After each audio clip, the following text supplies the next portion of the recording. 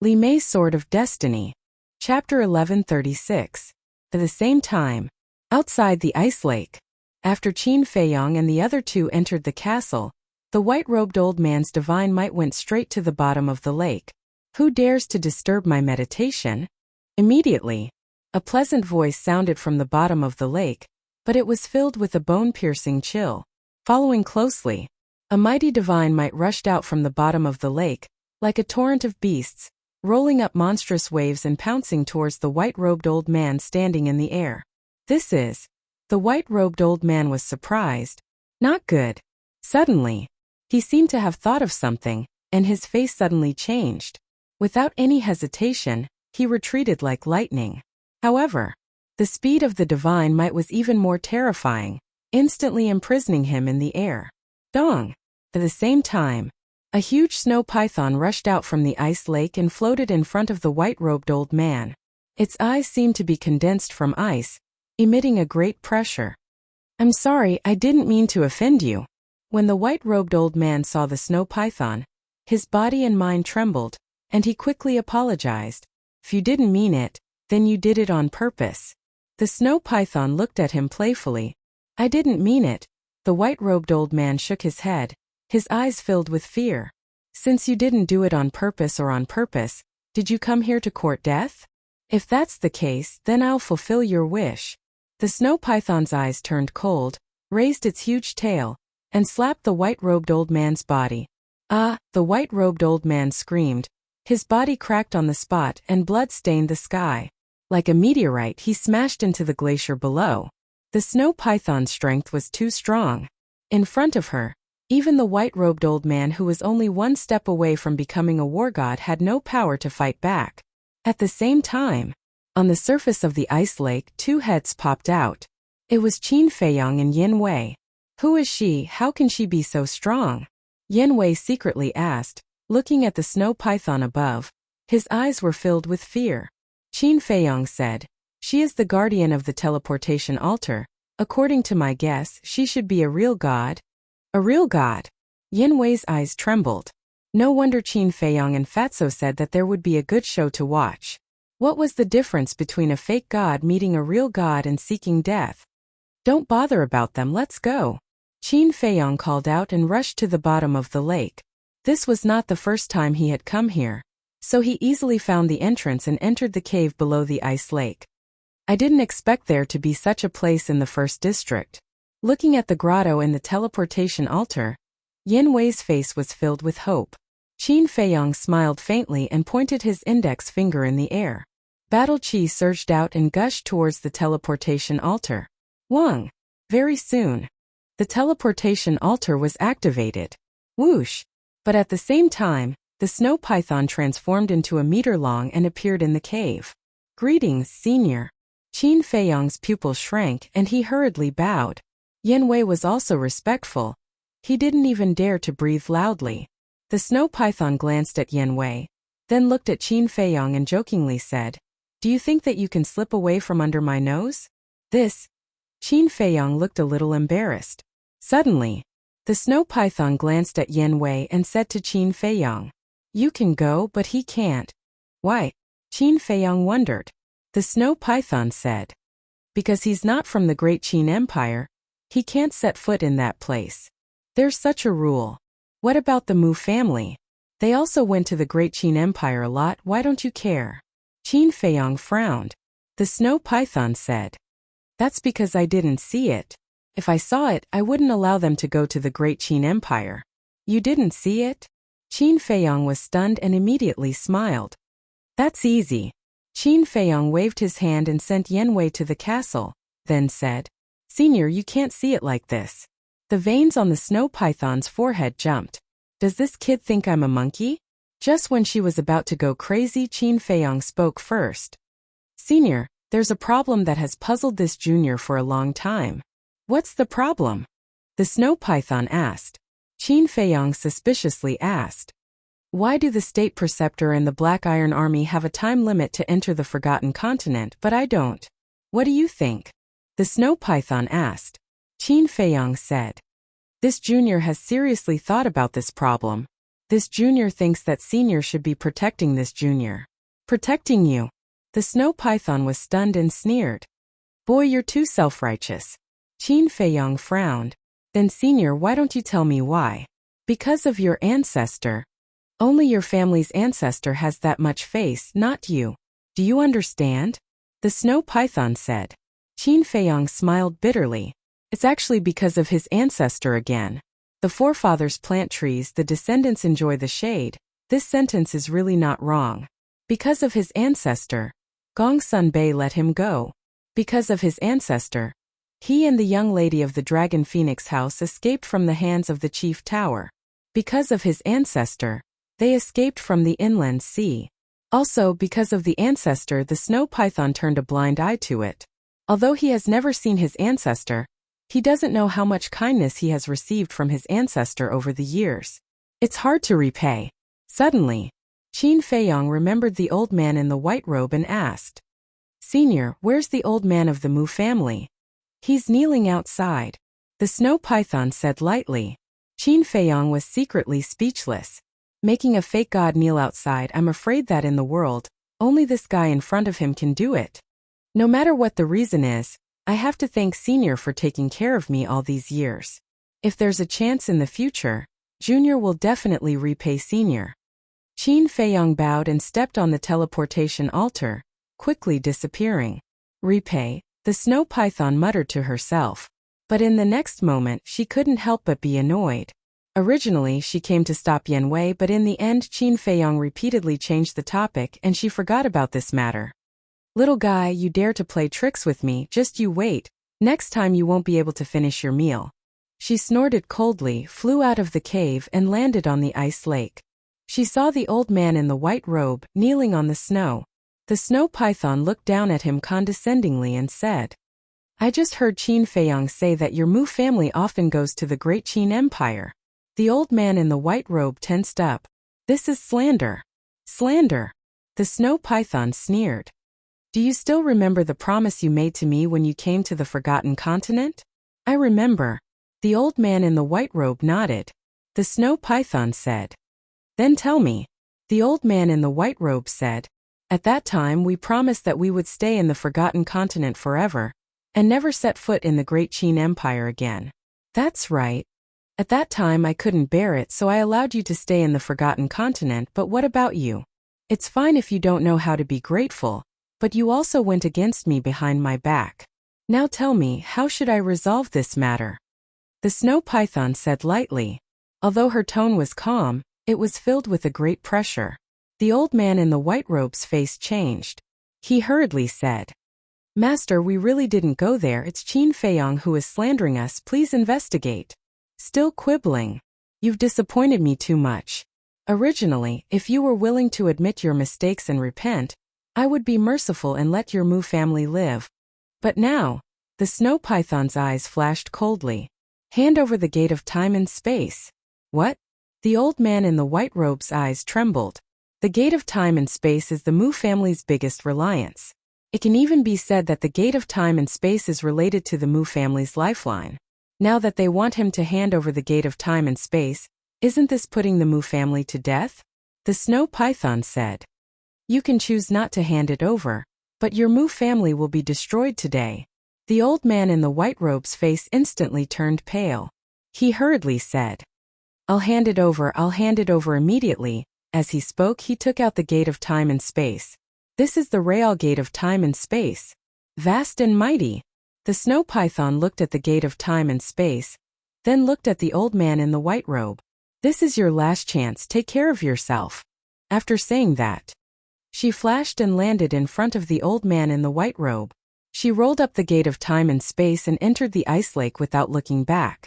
The surface of the lake gradually calmed down, and a thin layer of ice slowly condensed. The old man in the white robe powerlessly collapsed on the snow. His old face was full of pain and despair. This time he came out with full confidence to snatch the divine crystal. However, in the end, not only did he fail to snatch the divine crystal, but he also lost the 9-star War Emperor. Now even the gate of time and space is gone. This loss is too great. It can't even be described as disastrous. He regretted it in his heart. If he knew this would happen, he wouldn't have done it in the first place. At the same time, the hatred in his heart towards Qin Feiyong had already risen to an unprecedented level. Because all of this was caused by Qin Feiyong. Great Qin Empire. Butterfly Valley. The old man is long gone. Now the people guarding this place are the invincible Black Army of the imperial capital. In the valley, the invincible Black Army stood straight with halberds in their hands. In a blink of an eye, there are more than 100 of them. Furthermore, these people were all battle saints. The strongest person is a deputy commander of the invincible Black Army, who is a 9-star war saint. A 9-star war saint is definitely the strongest existence in the 9 states of the Great Qin Empire. Because the strongest prefecture master in the history of the 9 states is not stronger than a 9-star war saint. For example, the ugly old woman Zhu Yu was only a 9-star war saint. Therefore, in the years that the invincible Black Army has been stationed in the spirit state, the spirit state has never been peaceful. Of course, with the invincible Black Army, Wang Hong, the current prefecture master, is only in name. Swoosh! In the sky above Butterfly Valley, a white figure appeared out of thin air. It is Qin Feiyong. Who is it? Qin Feiyong didn't hide his aura at all. Therefore, the invincible Black Army stationed in the Butterfly Valley discovered him immediately. 14th Prince. However, when they saw Qin Feiyong's real face, they all changed color. Clang! Following that, one by one they waved their halberds and rushed into the sky, surrounding Qin Feiyong. The void here was instantly filled with a murderous aura. They really think highly of me. They sent so many people to guard here. Chapter 1137. Qin Feiyong, you shouldn't have come back.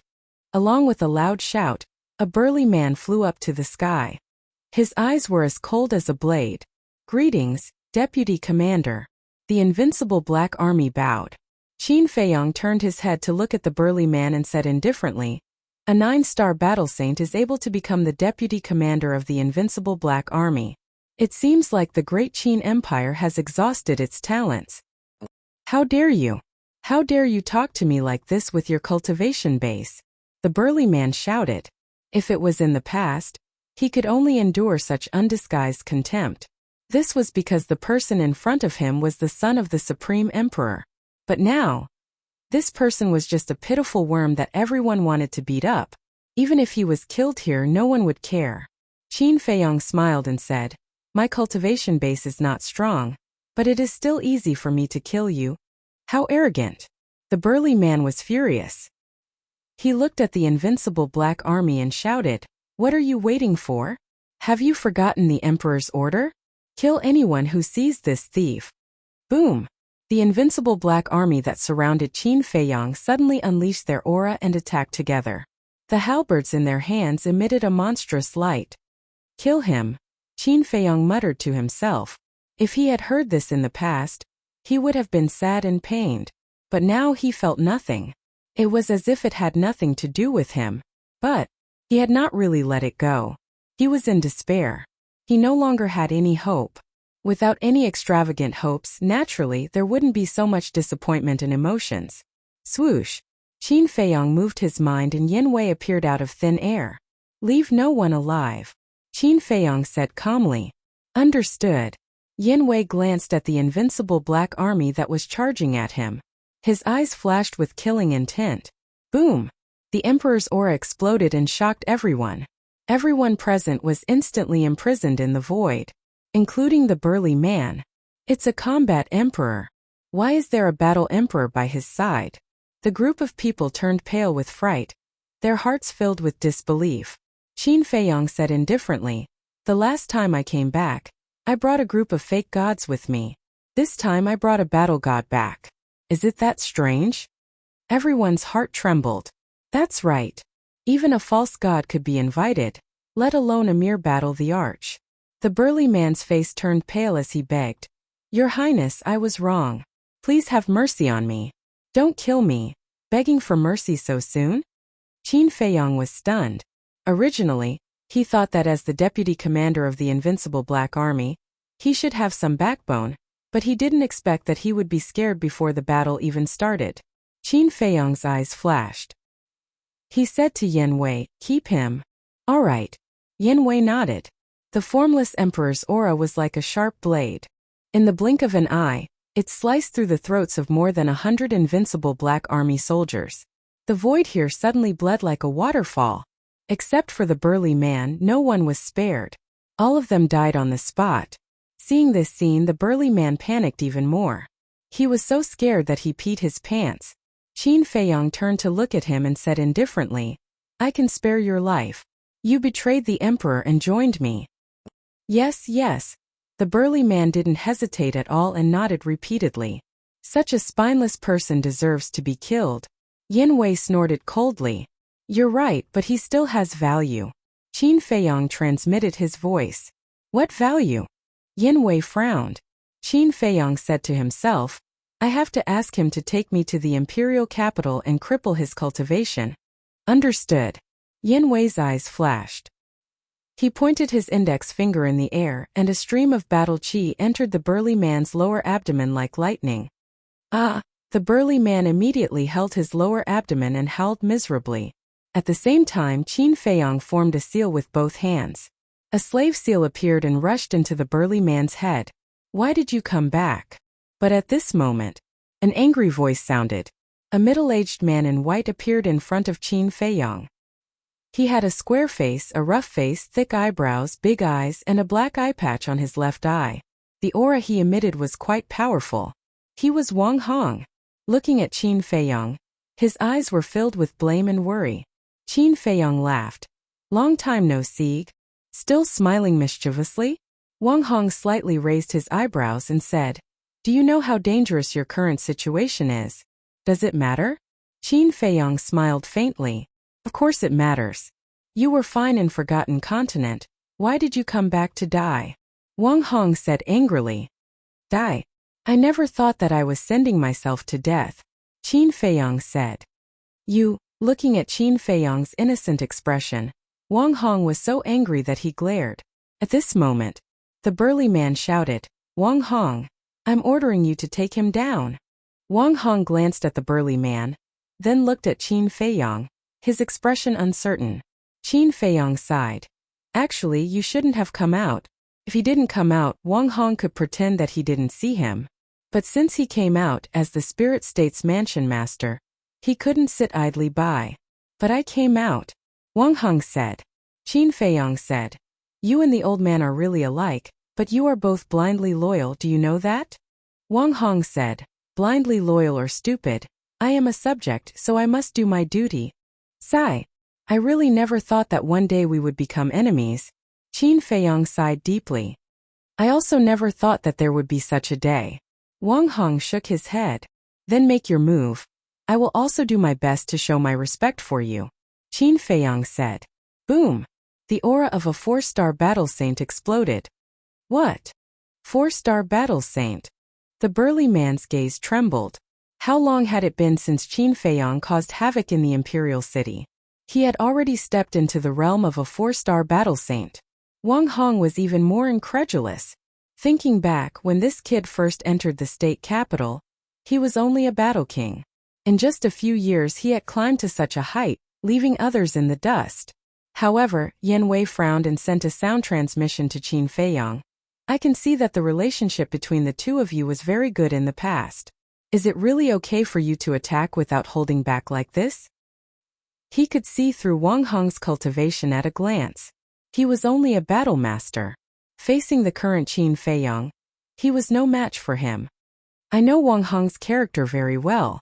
Hiding one's strength and giving in to him is the greatest disrespect to him," Qin Feiyong said to himself. "So that's how it is." Yin Wei suddenly understood. Boom! Wang Hong's body shook and his aura surged out. "Even though I know that I'm no longer your opponent, I still want to try. I want to see how much you've grown." Wang Hong took a step forward and threw a punch at Qin Feiyong. "Then feel it carefully." Qin Feiyong struck out with his palm. In an instant, the fist and palm collided. Boom! With a loud sound, Wang Hong's arm was torn into pieces on the spot. Blood splattered across the sky. Immediately after, like a meteorite, he smashed into the butterfly valley below. Dust and smoke rose in all directions and a deep pit appeared. Then he never got up again. He lay at the bottom of the deep pit, his life and death unknown.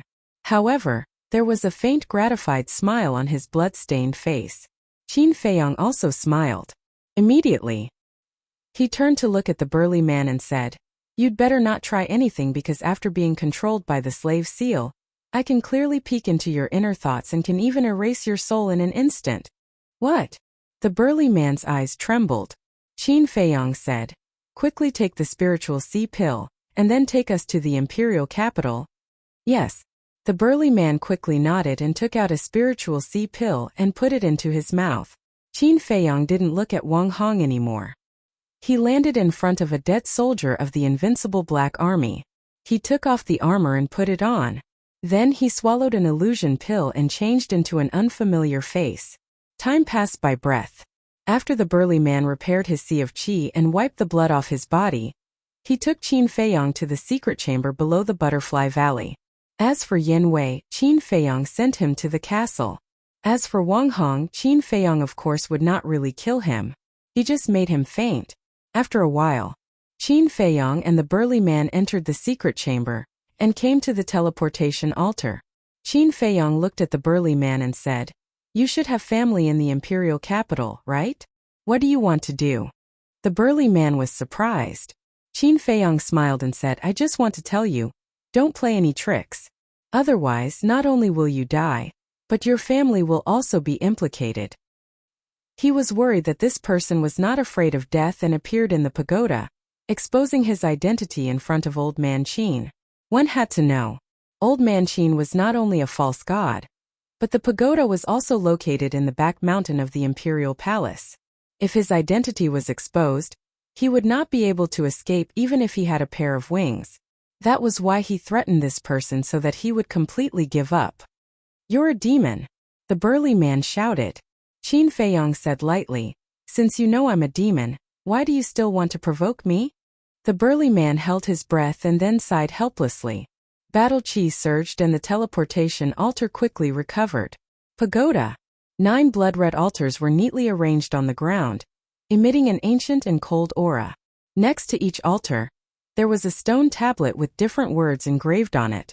Ling state, Yun state, He state, You state, Feng state, etc. The 9 altars were dim. Suddenly, the teleportation altar of Ling state suddenly shone with a resplendent blood light. 2 figures appeared on the altar out of thin air. It was Qin Feiyong and the burly man. At the same time as the altar recovered, the pagoda's door opened rapidly. Outside the door, an old man with white hair and a white beard stood.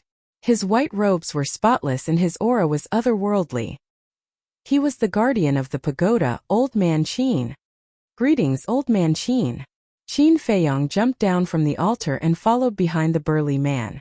He walked quickly to Old Man Qin and bowed. Old Man Qin glanced at Qin Feiyong and then at the burly man, asking, "Do you have news of Qin Feiyong?" "No." The burly man shook his head. Old Man Qin frowned and shouted, "Then why did you come back? Don't you know that leaving your post without permission will result in death?" "Spare me, Old Man Qin." The burly man knelt on the ground hurriedly and said, "I have something important to do and have to return home. Old Man Qin, please make an exception. I promise that it won't take more than 3 days." Old Man Qin frowned and said, 3 days is too long. 1 day at most. You have to return to Butterfly Valley tomorrow morning." "All right. Thank you, Old Man Qin." The burly man was grateful. With that said, he stood up and opened the teleportation gate, bringing Qin Feiyong in. "Wait." But suddenly. Chapter 1138. Have we been discovered? Qin Feiyong and Old Man Qin's body stiffened. They stopped, looked at each other, braced themselves and turned to look at Old Man Qin. The burly man asked, "Old Man Qin, what can I do for you?" He was extremely nervous.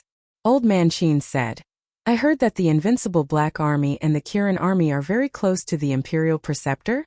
Qin Feiyong secretly breathed a sigh of relief. However, Old Man Qin's question aroused his interest.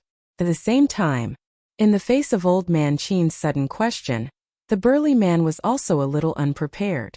Old Man Qin looked at the burly man and said, I don't want to hear any lies. I don't dare. The burly man quickly lowered his head and said fearfully, Then say it. Old Man Qin said. The burly man hesitated for a moment, looked up at Old Man Qin and said, To be honest, it's not that we are very close to the Imperial Preceptor. It's because the Imperial Preceptor has a high status and we dare not disobey his orders. Old Man Qin said. Then what do you think of the Imperial Preceptor? After that, Old Man Qin looked at Qin Feiyong and said, You can also tell me your opinion. Qin Feiyong was stunned and hurriedly shook his head. I don't dare to talk nonsense. It doesn't matter. There's no one here except me. And what you're going to say next, I won't mention it to anyone. Old Man Qin said. Qin Feiyong turned to look at the burly man. The burly man also looked very embarrassed and didn't speak for a long time. Looking at the expressions of the two, Old Man Qin frowned and then looked at Qin Feiyong and said, You say it. Qin Feiyong said in fear, Old Man Qin, I'm just an ordinary soldier in the invincible Black Army. How dare I evaluate the Imperial Preceptor? Just say it. Why are you talking nonsense? Moreover, because you're an ordinary soldier in the invincible Black Army, I want to hear your opinion the most. After all, the people who are in contact with the Imperial Preceptor the most are some commanders. It's hard to guarantee that they won't be soft-mouthed. Old Man Qin glanced at the burly man as he spoke. The burly man's eyes trembled. Old Qin's words could be said to have a profound meaning. Qin Feiyong's eyes flashed. He cupped his hands and said, Then I will speak frankly. Yes. Old Man Qin nodded. Qin Feiyong said, This lowly one thinks that Imperial Preceptor is deceiving his superiors and concealing the truth with one hand. Old Qin's eyes instantly emitted a fierce light when he heard this, and he seemed to be overbearing. He looked at Qin Feiyong and asked, How do you know? Although the Grand Preceptor always says that he is thinking for His Majesty, many people know that he has a hidden agenda. Qin Feiyong said. Continue. Old Qin said. I won't mention those trivial matters. Let's just talk about Qin Feiyong. Back then, the Imperial tutor guessed that Qin Feiyong might be in the Forgotten Continent. Logically speaking, he should have reported such an important matter to His Majesty as soon as possible. But he didn't. He directly sent the Great Commander to the Forgotten Continent to kill Qin Feiyong. This is enough to show that his motive for killing Qin Feiyong is not simple. There is one more thing. This lowly one heard that the Imperial Preceptor once went to the Forgotten Continent alone. Qin Feiyong said. Old Qin's eyes flashed. He was silent. Qin Feiyong also did not say anything, because he believed that with Old Qin's intelligence, he would definitely be able to hear something from his words. For him, this could be considered a piece of good news, because Old Qin definitely did not ask this on a whim. He definitely already suspected the Imperial Preceptor. A moment later, Old Qin waved his hand and said, Okay, you can leave. This lowly one will take his leave. Qin Feiyong and the burly man bowed and saluted. Then they opened another teleportation gate and walked in one after another. Inner city. In a luxurious mansion, in front of a hall, Qin Feiyong and the burly man appeared out of thin air. Sir? Outside the main hall, 4 guards were standing straight. Seeing the burly man suddenly appear, the 4 were stunned. Sir, aren't you in the spirit state? Why did you suddenly come back? Could it be that you already know Qin Feiyong's whereabouts? When they came back to their senses, the 4 hurriedly went up and asked. There is still no news of Qin Feiyong. This time, I came back to take care of something. You guys guard outside. Without my order, no one is allowed to come in. The burly man glanced at the 4 and ordered. Then he let Qin Feiyong straight into the hall. After closing the door, the burly man turned to Qin Feiyong and said, I have brought you into the imperial capital. Now, shouldn't you also remove the slave seal? Do you think I am stupid? If I remove the slave seal now, you will immediately inform the Imperial Preceptor and the Emperor. Then won't I become a turtle in a jar? Qin Feiyong sneered. The burly man's eyes darkened as he asked, Then, when will you be willing to remove the slave seal? Don't be hasty. When I am safe, I will naturally set you free. Qin Feiyong smiled faintly. The burly man said in a deep voice, This time you came back to see the Empress. But now, the Empress is imprisoned in the Violet Light Palace and is guarded by the Kirin army.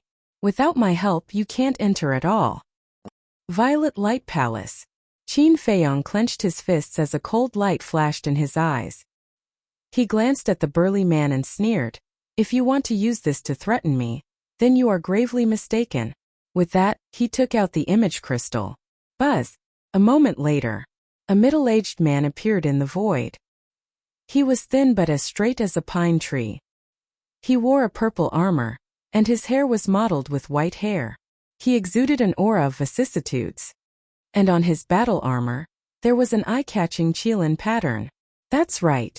He was the commander of the Kirin army. You are.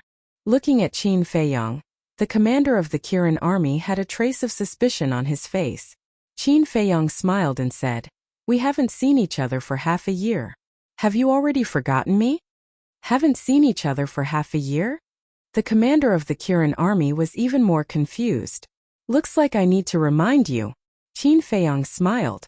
With a slight thought, he activated the slave seal. The commander of the Kirin army immediately held his head and cried out in pain. Qin Feiyong stopped activating the slave seal and smiled. "Now do you know who I am? It's you. You dare to come back." The commander of the Kirin army looked at Qin Feiyong in disbelief. Ever since he was controlled by Qin Feiyong, he had been trying to find a way to break the slave seal. But no matter what he did, he could not break it. So, when he felt the familiar pain, he immediately knew who the person in front of him was. "Come to my place right now. I'm at the mansion of the deputy commander of the Invincible Black Army." Qin Feiyong then gave the commander of the Kirin army a set of coordinates. In less than 3 breaths, the commander of the Kirin army landed in the Grand Hall and looked at Qin Feiyong with a trace of surprise in his eyes. He asked, "You've reached the 4-star Battle Saint realm?" Qin Feiyong nodded. "Good job." The commander of the Kirin army gave him a thumbs up. Qin Feiyong smiled and asked, "How's my mother?" The commander of the Kirin army didn't answer. Instead, he glanced at the burly man. Qin Feiyong thought to himself, "Don't worry. When this is over, I'll make him disappear from the spiritual state." The commander of the Kirin army narrowed his eyes and sighed. "Can you stop messing around? This won't do you any good. Do you think there's any room for improvement in my relationship with the emperor?" Qin Feiyong sneered. "Why not? As long as you lower your head and apologize, I'm sure the emperor will forgive you," the commander of the Kirin army said.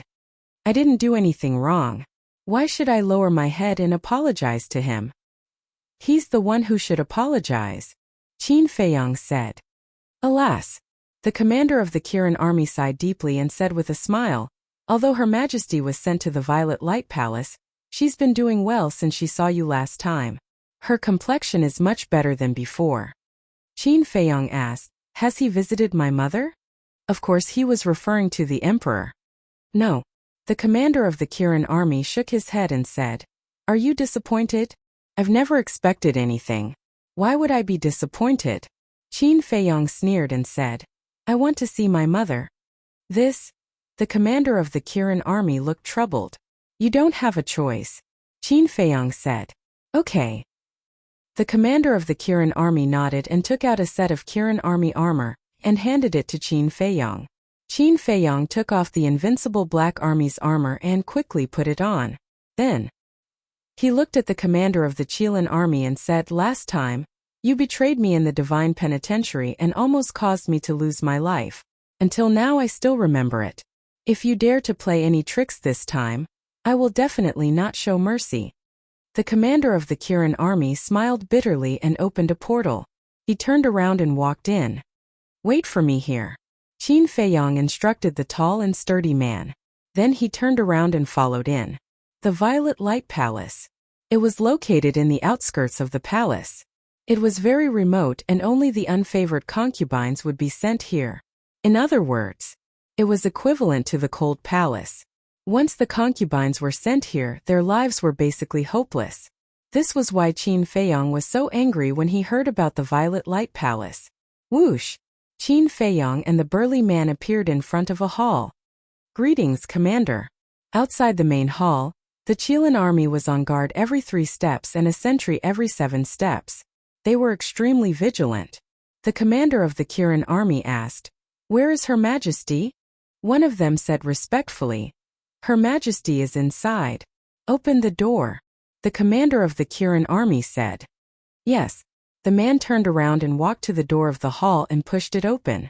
The commander of the Kirin army strode in with Qin Feiyong. The decoration in the hall was very simple. Except for a table and a few stools, there was nothing else. It looked empty and cold. The only tables and stools in the room were also very old and shabby, but it was very clean and spotless. However, Qin Feiyong didn't see his mother in the hall. The commander of the Kirin army said, "Her Majesty should be on the second floor. Go up quickly. I'll wait for you downstairs." However, Qin Feiyong didn't move. He looked at the commander of the Kirin army with a cold light in his eyes. The commander of the Kirin army sighed and said, "Don't worry. I won't inform His Majesty and the state preceptor this time." "You'd better." A cold light flashed in Qin Feiyong's eyes. He took off the armor on his body and took out a pure white robe from his Qiankuan bag. He put it on neatly and then took a facial restoration pill. After that, he recovered his true appearance and walked towards the second floor. At this moment, a woman in white was sitting at a wooden table in the hall on the second floor. Although her clothes were a bit old, it didn't affect her temperament. Chapter 1139. On the table, there was water, flour, and sugar. The woman sat in front of the table with a rosy face, making all kinds of exquisite pastries. 2 maids sat beside her to help. One of the maids said with a smile, "Your Highness, if His Highness knows that you make so many pastries for him every day, he will be so touched." "Really?" the woman in white asked with a smile. "Of course. I just don't know when His Highness will come back." The 2 female attendants spoke, and there was a trace of disappointment on their faces.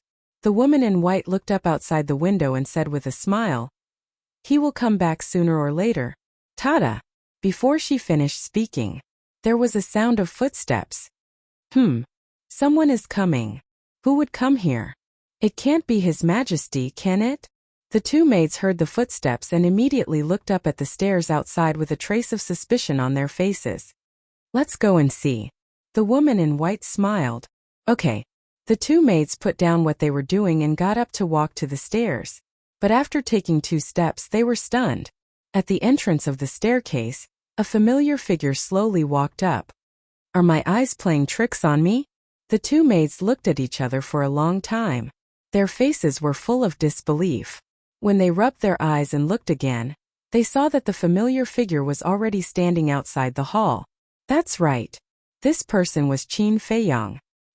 He stood outside the door and looked at his mother's back. His eyes couldn't help but warm up. At the same time, the woman in white also noticed the reaction of the 2 maids. She looked at the 2 of them in confusion and asked with a smile, "Who is it that made you so surprised?" "It's..." The 2 maids pointed at Qin Feiyong outside the door and stammered, unable to say a complete sentence for a long time. The more the woman in white looked, the more curious she became, so she turned to look outside the door. Immediately, the smile on her face froze. "Mother!" Qin Feiyong called softly, tears flowing down uncontrollably. Hearing this familiar call, the woman in white trembled and slowly got up. She looked at Qin Feiyong in a daze, feeling as if she was dreaming. "Mother, I'm back." Qin Feiyong muttered softly as he walked towards his mother. Even when Qin Feiyong walked in front of her, the white-clothed woman still hadn't come back to her senses. "Wait!" Suddenly, the 2 maids seemed to have thought of something. They stepped in front of the white-clothed woman and looked at Qin Feiyong vigilantly. Qin Feiyong was stunned. What did he mean? The white-clothed woman finally regained her senses and looked at the 2 of them in confusion. "Your Majesty, His Majesty went to the Forgotten Continent. He shouldn't have returned so quickly." A moment later, the white-clothed woman smiled and said, "You've changed. You've become more mature, more steady, and more charming. There should be many girls who like you." "Mother." Qin Feiyong's face turned red. The 2 maids looked at each other and couldn't help but snicker. "You're still laughing?" Qin Feiyong stared at them. He had a lot of things to say to his mother, But he didn't know what to say after these two girls made fun of him. The two girls had been with the white-clothed woman for many years. They were loyal and devoted. When they saw Qin Feiyang staring at them, not only were they not afraid, they even stuck out their tongues at Qin Feiyang. They looked quite cute. Qin Feiyang shook his head helplessly. "Your Highness, when did you come back? Why is there no movement at all?" "Yeah, isn't it strange? Did your Highness bribe the invincible Black Army in Butterfly Valley?" The two girls asked curiously. "Yeah, Feiyang, what's going on?" The white-clothed woman also thought of this and looked at Qin Feiyang suspiciously.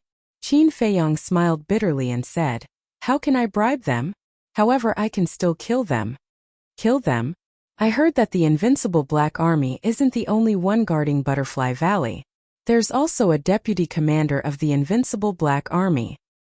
He is a 9-star battle saint." The two maids were bewildered. "So what if he's a 9-star battle saint?" Qin Feiyang sneered. The two maids held their breaths. Aren't these words too domineering?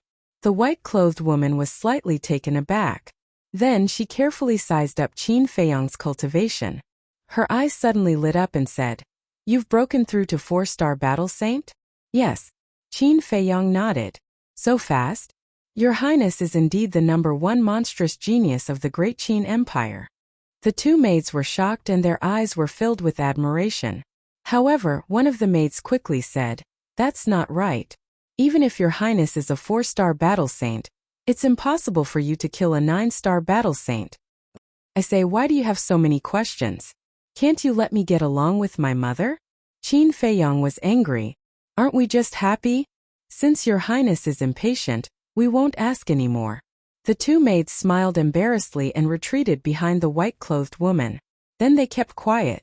Qin Feiyang was extremely helpless. He looked at the white-clothed woman and asked in confusion, "Mother, isn't it forbidden to bring maids into the Amethyst Palace? Why are they here? We have to thank the commander of the Kirin army for this." "Yes, he's a good person." The two maids spoke again. "What do you mean?" Qin Feiyang frowned. "When Her Highness was sent to the Amethyst Palace, we also wanted to come with her.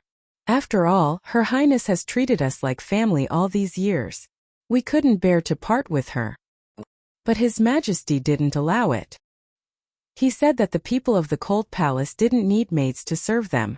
Later, the commander of the Kirin army came to visit Her Highness. Seeing that Her Highness was too lonely and bored here, he went to His Majesty to plead for Her Highness. After several pleas, His Majesty finally agreed to let us come over to accompany Her Highness. The two maids sighed. Hearing these words, Qin Feiyang couldn't help but clench his fists. As the saying goes, a day together as husband and wife means endless devotion for the rest of your life. Was there a need to go so far? Not even 2 maidservants? All right, it's all in the past. Don't mention it again." The white-clothed woman waved her hand and smiled. Looking at Qin Feiyang, she said, "Tell me, what have you been doing in the Forgotten Continent for the past half a year?" "Okay." Qin Feiyang nodded. Suppressing the anger in his heart, he recounted his experiences during this period without holding back. The white-clothed woman was shocked to hear it. Her heart ached and she was proud. Her heart ached because in just a few months, he had experienced so many hardships. Her pride was because Qin Feiyang was able to survive under the pursuit of so many powerhouses. Just this ability alone was enough to leave anyone in the dust. It's all Mother's fault for not being able to give you a peaceful environment, causing you to encounter so many setbacks at such a young age. She blamed herself. No, I have never blamed Mother, nor do I have the right to blame Mother. On the contrary, I hate myself. Why am I so weak that I have to get permission from others to stay by my mother's side? Qin Feiyang lowered his head, his hands tightly clenched together. Looking at Qin Feiyang's pained expression, the two maids' hearts ached and tears flowed down. The white-clothed woman couldn't help but feel sad. Qin Feiyang raised his head and looked at the three of them. Releasing his hands, he smiled and said, "It's not easy to meet Mother. Let's not talk about these unhappy things." Yes, let's not talk about it." The white-clothed woman nodded, then looked at the two maids, pointed at the pastries on the table, and said with a smile, "Go steam these pastries and let Feiyang have a taste." "Pastries?" At this time, Qin Feiyang noticed that there were all kinds of pastries on the table. He asked suspiciously, "Mother, you're the only one here. Why did you make so many pastries?" One of the maids said, "Her Majesty made these especially for you." "For me?" Qin Feiyang was stunned and said in surprise, "Mother knew that I would come back today." "No." The white-clothed woman shook her head. Qin Feiyang was stunned and even more puzzled. "She didn't know, but she made so many?" "Your Highness, you don't know, but ever since you left, Her Majesty has been making these pastries every day. Because Her Majesty didn't know when you would come back. She just hoped that you could eat the pastries she made the moment you came back, so that you could feel the warmth of home." Chapter 1140. Every day, Qin Feiyang trembled both physically and mentally as he looked at the woman in white. The woman in white smiled and said, "Now that you've grown up, there's nothing I can do for you. I can only do these for you. These are enough." Qin Feiyang nodded hard. His voice was sobbing as he tried to control the emotions that were about to collapse in his heart. Although this was just a small matter, anyone could do it once in a while. But day after day, year after year, he believed that no one in the world could do it except his great mother. Every single one of these pastries represented her longing and motherly love. Glancing at Qin Feiyang, the two maids didn't say anything. They silently cleaned up the pastries on the table, feeling sad. Qin Feiyang and the woman in white were also silent. The atmosphere in the hall seemed a little heavy. Suddenly, Qin Feiyang gritted his teeth and looked at the woman in white, saying, "Mother, come with me." The woman in white was stunned. She shook her head and was about to speak. Qin Feiyang said again, "I know Mother has her difficulties and can't leave the capital, but it's okay to leave for a while, right? I just want to live with Mother alone for a while, even if it's only for a month or even half a month." The woman in white lowered her head and didn't say anything. Alas! At this time, a sigh sounded. Then, the commander of the Kirin army walked into the hall and looked at the woman in white, saying, "Your Majesty, if you just leave for a month or so, it shouldn't be a problem." Qin Feiyang, the woman in white, and the two maids immediately looked up at the commander of the Kirin army. The commander of the Kirin army said, "His Majesty and the state preceptor won't come here unless something important happens. So as long as we don't say anything, no one will know that you've left. I'll try my best to hold them back and not let them come here while you're away. But what if they find out? Not only you will be implicated, but they will also be held accountable." The woman in white said, "Your Majesty, we're not afraid." The two maids immediately said in unison. The commander of the Kirin army smiled and said, "I'm not afraid. At worst, I'll be dismissed." The woman in white shook her head. She looked at Qin Feiyang and said, "Feiyang, I also want to go out with you and have a look. However, I have already killed Qin Zhong and Qin Yi. I can't implicate them anymore. Can you understand?" Qin Feiyang closed his eyes and nodded painfully. "I understand, Empress." The two maids still wanted to say something. However, the white-clothed woman frowned and shouted, "Don't forget who you are." The two maids turned pale and didn't dare to persuade him again. They took the pastries and left. Although the white-clothed woman was very amiable right now, once she got angry, let alone these maids, even the civil and military officials would be afraid. The Qilin army commander sighed deeply and didn't say anything more. He turned around and left silently. The woman in white looked at Qin Feiyang guiltily and said with a smile, "Child, can you forgive your mother?" "Mother, you're too serious." Qin Feiyang squeezed out a stiff smile and asked, "By the way, how is the little prince now?" The woman in white smiled and said, "Your father cares about him and takes care of him. Of course he's very good." Qin Feiyang suddenly stood up and said angrily, "He's not my father." The woman in white smile froze. Qin Feiyang immediately realized that he had lost his composure. He quickly lowered his head and said, "I'm sorry, Mother. I shouldn't be angry at you, it's okay." The woman in white waved her hand, but her eyes were a little sad. When would the grudge between this father and son be resolved? After a while, the two maids returned with 2 plates of piping hot pastries. The woman in white grabbed a piece of pastry and handed it to Qin Feiyang. She smiled and said, "Eat some." Qin Feiyang nodded and took a bite. Suddenly, his eyes were filled with tears. It still tasted the same as when he was young. Eat more if you like it. The woman in white smiled. Okay. Qin Feiyong held back his collapsing emotions. He picked up the jade plate and stuffed the pastries into his mouth one by one. His mouth couldn't hold them all. He didn't know what to say. But he knew that he had to finish these pastries, because these were made for him by his mother. It was his mother's love for him. When the two maids saw this scene, they silently shed tears.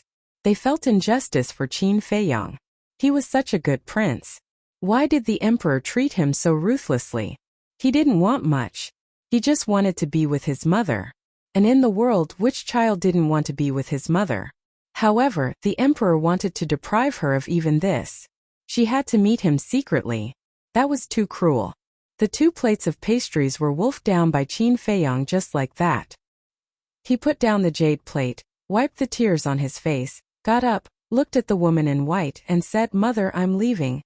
So soon? The woman in white was a little caught off guard. "I have something important to do," Qin Feiyong said. The woman in white got up and said, "Well, you have to take good care of yourself outside. Don't tire yourself out." "I know." Qin Feiyong nodded, turned to the 2 maids, bowed and said, "I'll have to trouble you two to take good care of my mother in the future." "We will." The 2 maids nodded. Qin Feiyong knelt on the ground. After kowtowing to his mother 3 times, he got up resolutely and quickly disappeared from the sight of the 3. His Highness doesn't have anything important to do. He doesn't want to stay any longer. One of the maids sighed. Yes, His Highness's love for Her Highness is deep in his bones.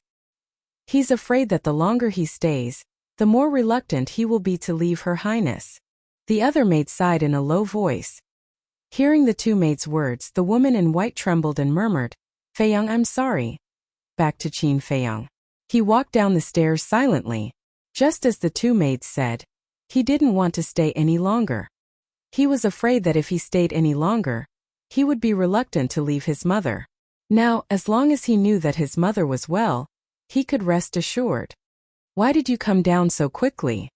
The commander of the Kirin army stood in the center of the hall and asked Qin Feiyong. But when he saw the tears on Qin Feiyong's face, he regretted asking that. Qin Feiyong didn't answer him.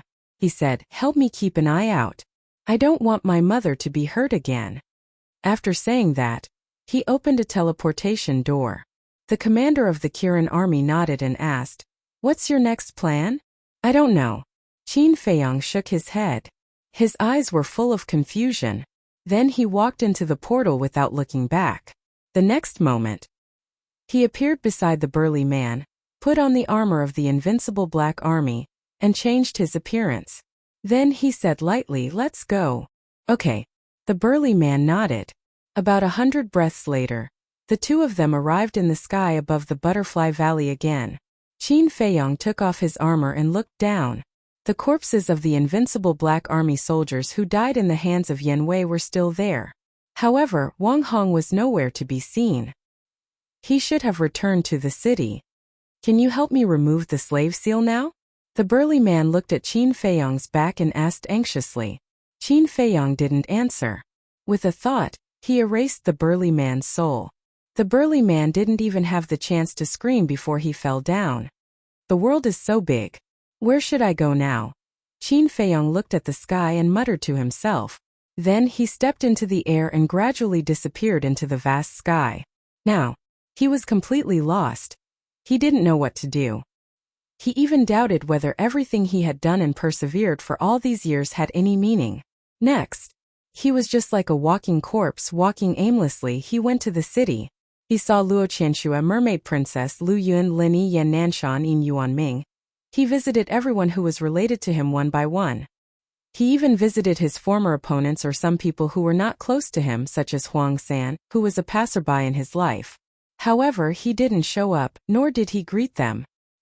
He hid his cultivation and disguised himself as a stranger. He stood in the crowd and looked at them from afar. He didn't know why he did this. He just felt empty in his heart. What did he want to fill? Next, he went to Yin City and Black Bear City. There were many acquaintances in these 2 places, such as Elder Wan of the Martial Arts Hall, the beautiful woman Ji Shui, and Li Ji. There was also the Ling family, which was Ling Yunfei's clansman. There was also the Jiang family, which was Jiang Zhengyi's clansman. He also went to see Luo Qingzhu's cousin Jiang Wei. This person was an out-and-out playboy back then. However, after being taught a lesson by him, he restrained himself. After all these years, Jiang Wei's previous bad habits had been completely changed. He had become a good young man that everyone praised. His cultivation had also improved a lot. He was now a 9-star battle monarch. 9-star battle monarch was naturally incomparable to Qin Feiyang. However, in the entire Yan County, he was considered one of the best among the younger generation. However, Qin Feiyang still didn't greet anyone. He walked silently on the street like a loner. Finally, he returned to Iron Ox Town. Inside a simple and crude tea house, Qin Feiyang was wearing a set of shabby linen clothes. He was sitting by a window, drinking bitter tea while scanning the streets outside. Iron Ox Town hadn't changed much over the years. Most people were still very simple and amiable. However, due to Lin Chang's death, the former Lin family had long since fallen from grace and had declined significantly. The Zhao family was still there. The Zhao family was Zhao Shuang'er's family. However, the Zhao family wasn't like the Lin family. Under the leadership of Zhao Shuang'er's grandfather, the current Zhao family was several times stronger than before. Excluding the martial arts hall and Dan Hall, it was already the strongest overlord of Iron Ox Town. Zhao family, Zhao Shuang. If Zhao Shuang'er didn't die, perhaps the Zhao family today would be even stronger. Qin Feiyang whispered. Back then in the Swallowpan mountain range, the scene of Fengling Air, Zhao Shuang'er, Ling Yunfei, Luo Qingzhu, and Jiang Zhengyi being killed by Zuan and the others was still vivid in his mind. If everyone didn't die, aside from Jiang Zhengyi, with the talent of Luo Qingzhu and the others, they would probably be the same as Lin Yi, the pride of the state capital. Qin Feiyang sighed, took out a few gold coins, put them on the table, got up and left Iron Ox Town. In the end, he returned to the place where he had lived with Uncle Yuan for 5 years. Over the years, this place had already changed beyond recognition. Even the burned wooden building had been covered by vegetation. However, although everything no longer existed, and Uncle Yuan had left without a trace, Qin Feiyang's heart calmed down as soon as he came here. Although I was born in the imperial capital and my mother is also in the imperial capital, this is my home. Chapter 1141. After that, Qin Feiyang did not go anywhere else. It took him 3 days to build a courtyard. He also built an artificial lake in front of the courtyard. From then on, Qin Feiyang stayed here. During the day he fished by the lake. At night, he cultivated in the courtyard. He had 3 meals a day, rain or shine. His empty heart became more and more full with each passing day as he lived such a peaceful life. In the blink of an eye, 3 months had passed. Boom! That night, his cultivation level broke through to a 5-star battle saint. However, the breakthrough did not disturb his peaceful life. Everything was still the same as before. He was like a hermit who lived in seclusion in the forest. He did not pay attention to the outside world and lived an ordinary life. One day in the morning, a burly man in golden armor landed in the sky above Butterfly Valley. Where is he? Looking at the dead silent Butterfly Valley, the burly man in golden armor could not help but frown. Suddenly, he fixed his gaze on a certain spot below. There were hundreds of corpses lying on the ground, and there were signs of decomposition. What happened? The burly man in golden armor was in disbelief. Where is Wang Hong? Suddenly, he raised his head and roared. His voice was as loud as a bell and pierced through the clouds. Swish! Soon, Wang Hong appeared in the sky above Butterfly Valley. Looking at the corpses below, his expression changed. The burly man in golden armor looked at Wang Hong and asked gloomily, "What happened?" "I don't know." Wang Hong shook his head. Hundreds of invincible Black Army soldiers were killed, including a deputy commander. "You tell me that you don't know?" The burly man in golden armor was furious. Wang Hong's body trembled.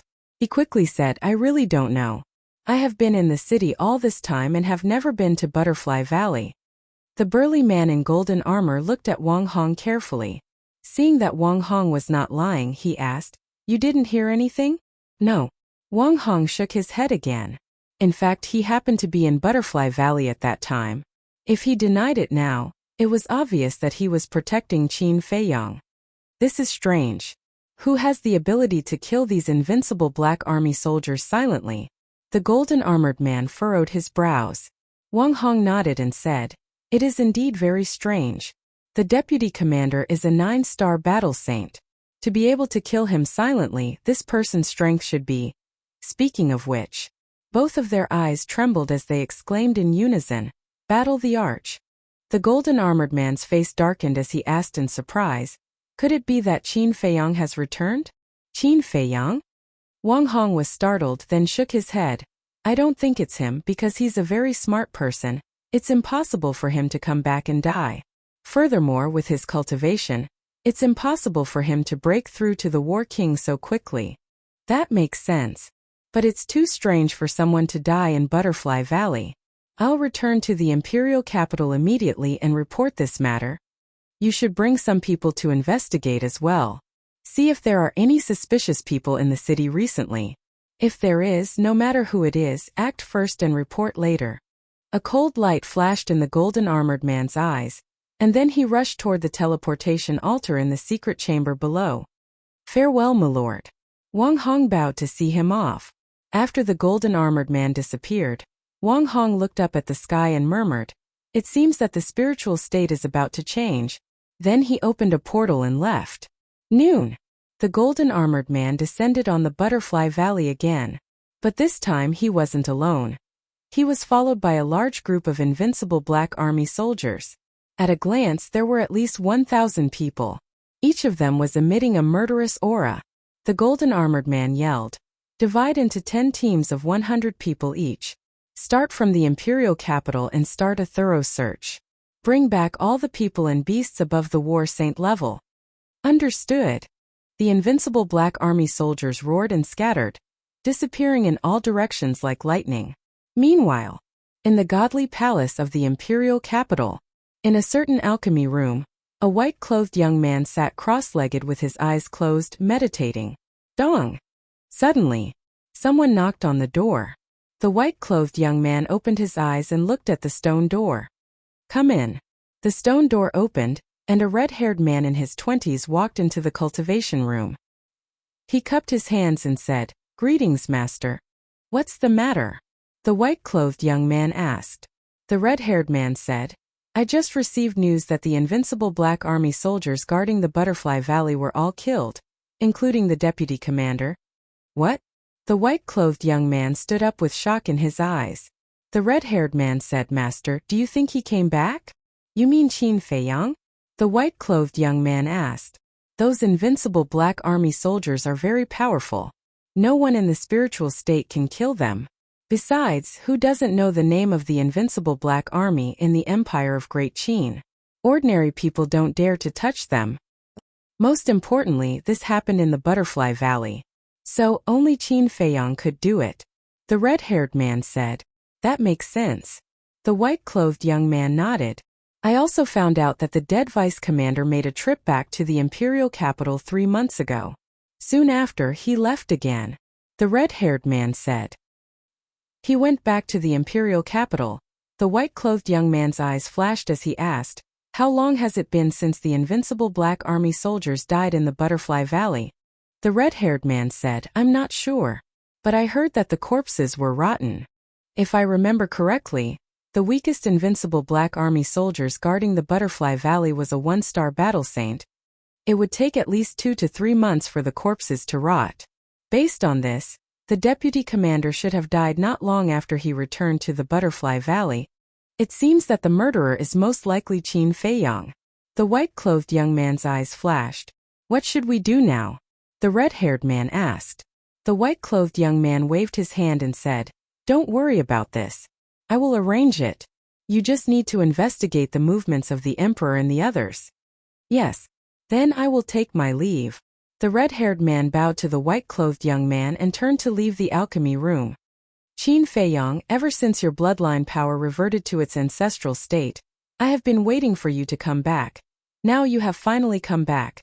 I really want to know what kind of expression you will have when you find out my other identity." the white-clothed young man murmured. Before he could finish his sentence, he disappeared without a trace. 1 day, 3 days, 5 days. In the blink of an eye, 5 days had passed. Thousands of invincible Black Army soldiers had entered the Yen and Pan counties. Because these two counties were under the jurisdiction of the spiritual state, the arrival of the invincible Black Army caused the people of these two counties to be in a constant state of panic. In the past, they didn't know what the invincible Black Army was. But over the years, the invincible Black Army had been stationed in the imperial capital. One person told 10 and 10 told 100 and everyone knew about it. Therefore, when a large number of invincible Black Army soldiers appeared, everyone was in danger. However, Qin Feiyang didn't know about all this and he didn't want to know. But it didn't mean that he didn't expect it. In fact, he had expected all of this. Because even if Wang Hong didn't report it to the imperial capital, the people in the imperial capital would find out sooner or later. It was just a matter of time. However, even if he expected it, he wasn't worried at all. He would deal with whatever came his way. Some things couldn't be avoided even if you wanted to. The most important thing was that he didn't want to think about these problems now. He just wanted to settle down quietly for a while. Another few days passed. In the morning, as usual, Qin Feiyang woke up from his cultivation early in the morning and sat by the lake to fish quietly. The sun rose and the golden sunlight spread over the lake. A gentle breeze blew from the mountain stream in the distance, and the lake sparkled.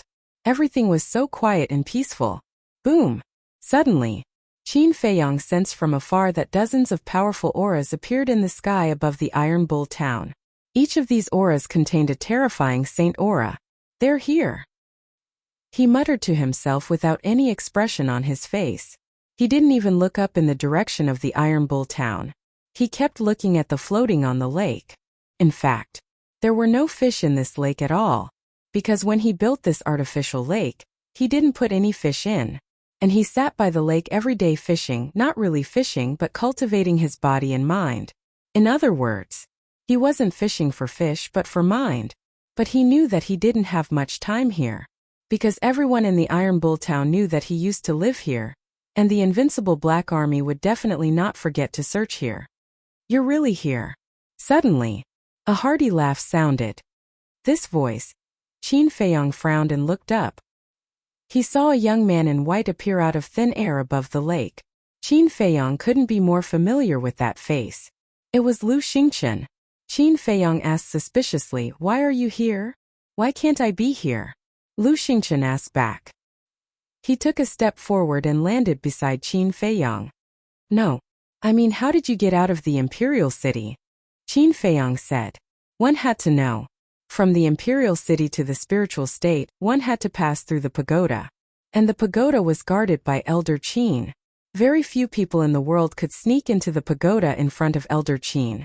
Lu Xingchen laughed. "Have you forgotten? My space divine item can move." Qin Feiyang shook his head and laughed.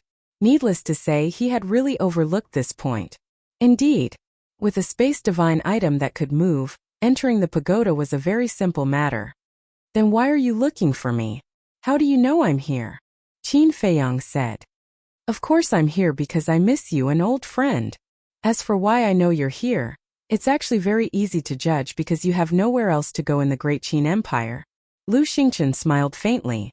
Qin Feiyang shook his head and smiled, and asked again, "Then how do you know I'm back?" "Speculation. But obviously I guessed right," Lu Xingchen said. Qin Feiyang said, "What about the state preceptor and the others? Do they know I'm back?" Chapter 1142. Can you be more shameless? Qin Feiyang rolled his eyes. This was the first time he saw someone praise himself for being smart. Lu Xingchen chuckled and asked, "Did you kill the invincible Black Army in Butterfly Valley?" Qin Feiyang nodded. "You've been to the capital?" Lu Xingchen asked again. Qin Feiyang nodded again.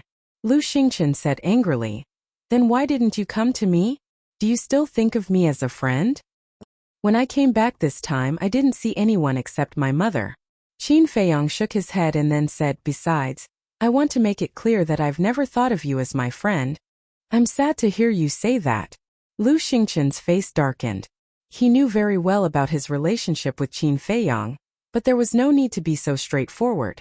Qin Feiyang smiled faintly and said, I don't believe that you came all the way here just to see me. You don't have such good intentions. Let's not beat around the bush. You bastard. Well, I did come to see you because I have a few things to tell you.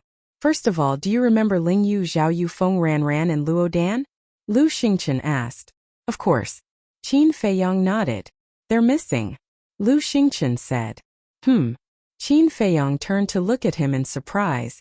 When you came back last time they were still there, but when you left they disappeared with you. I even went to Fengzhou and Yuzhou to investigate them. Do you know what I found? Lu Xingchen said mysteriously. What's the result? Qin Feiyang frowned. Lu Xingchen said, according to my investigation, although these 4 people came from Yuzhou and Fengzhou, there is no information about them in Yuzhou or Fengzhou. Impossible. Qin Feiyang said resolutely. Yuzhou and Fengzhou were the birthplaces of the 4 of them. Moreover, the 4 of them were such monstrous geniuses. How could they not have any information about them? I also felt that this matter was very inconceivable. Thus I carefully investigated it. In the end, I discovered that they did not have any relatives in Yu Province and Feng Province. Many people don't even know of their existence. After that, I went to Yu Province and Feng Province to investigate. Guess what?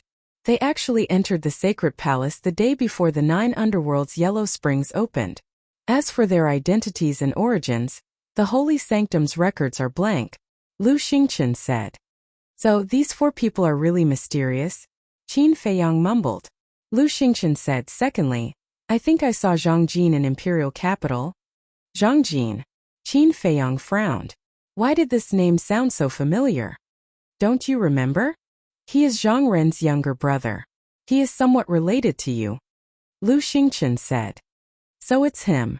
Qin Feiyang suddenly realized. After being reminded by Lu Xingchen, he remembered that Zhang Jin used to work in the resource hall of the Holy Sanctum. His aptitude was mediocre, but his character was not bad. Later, because of Zhang Ren's death, Zhang Jin was thoroughly disappointed in the Holy Sanctum. He carried Zhang Ren's corpse and left the Holy Sanctum. Thinking of Zhang Jin, Qin Feiyang also recalled some past events. He turned to Lu Xingchen and sneered. Do you have any thoughts about Zhang Ren's death? Lu Xingchen smiled bitterly. I still remember that during the temple's great gathering, Zhang Ren had already admitted defeat, but your family member, Lu Ziyuan, still killed him. And you, the representative of the inner sanctum at that time, a proud son of heaven, not only did not deal with it impartially, you even shielded Lu Ziyuan. If not for Zhang Ren's death, Zhang Jin would not have left the Holy Sanctum in a fit of anger. Qin Feiyang mocked. It's all because of the frivolity of the past. Can you not mention it again? I'm also very ashamed and regretful now. Lu Xingchen said bitterly. If you knew this would happen, why did you do it back then? Qin Feiyang shook his head and asked, now that you see Zhang Jin appear in the imperial capital, do you feel a little flustered? To be honest, I do feel a little. But for him to appear in the imperial capital, there is clearly a problem. After all, whether it is cultivation or talent, he is not qualified to step into the imperial capital, Lu Xingchen said. There is indeed a problem. Qin Feiyang nodded and said, let's talk about other things. Lu Xingchen nodded and was about to speak. Rumble. Crack. A loud noise suddenly came from Iron Ox Town.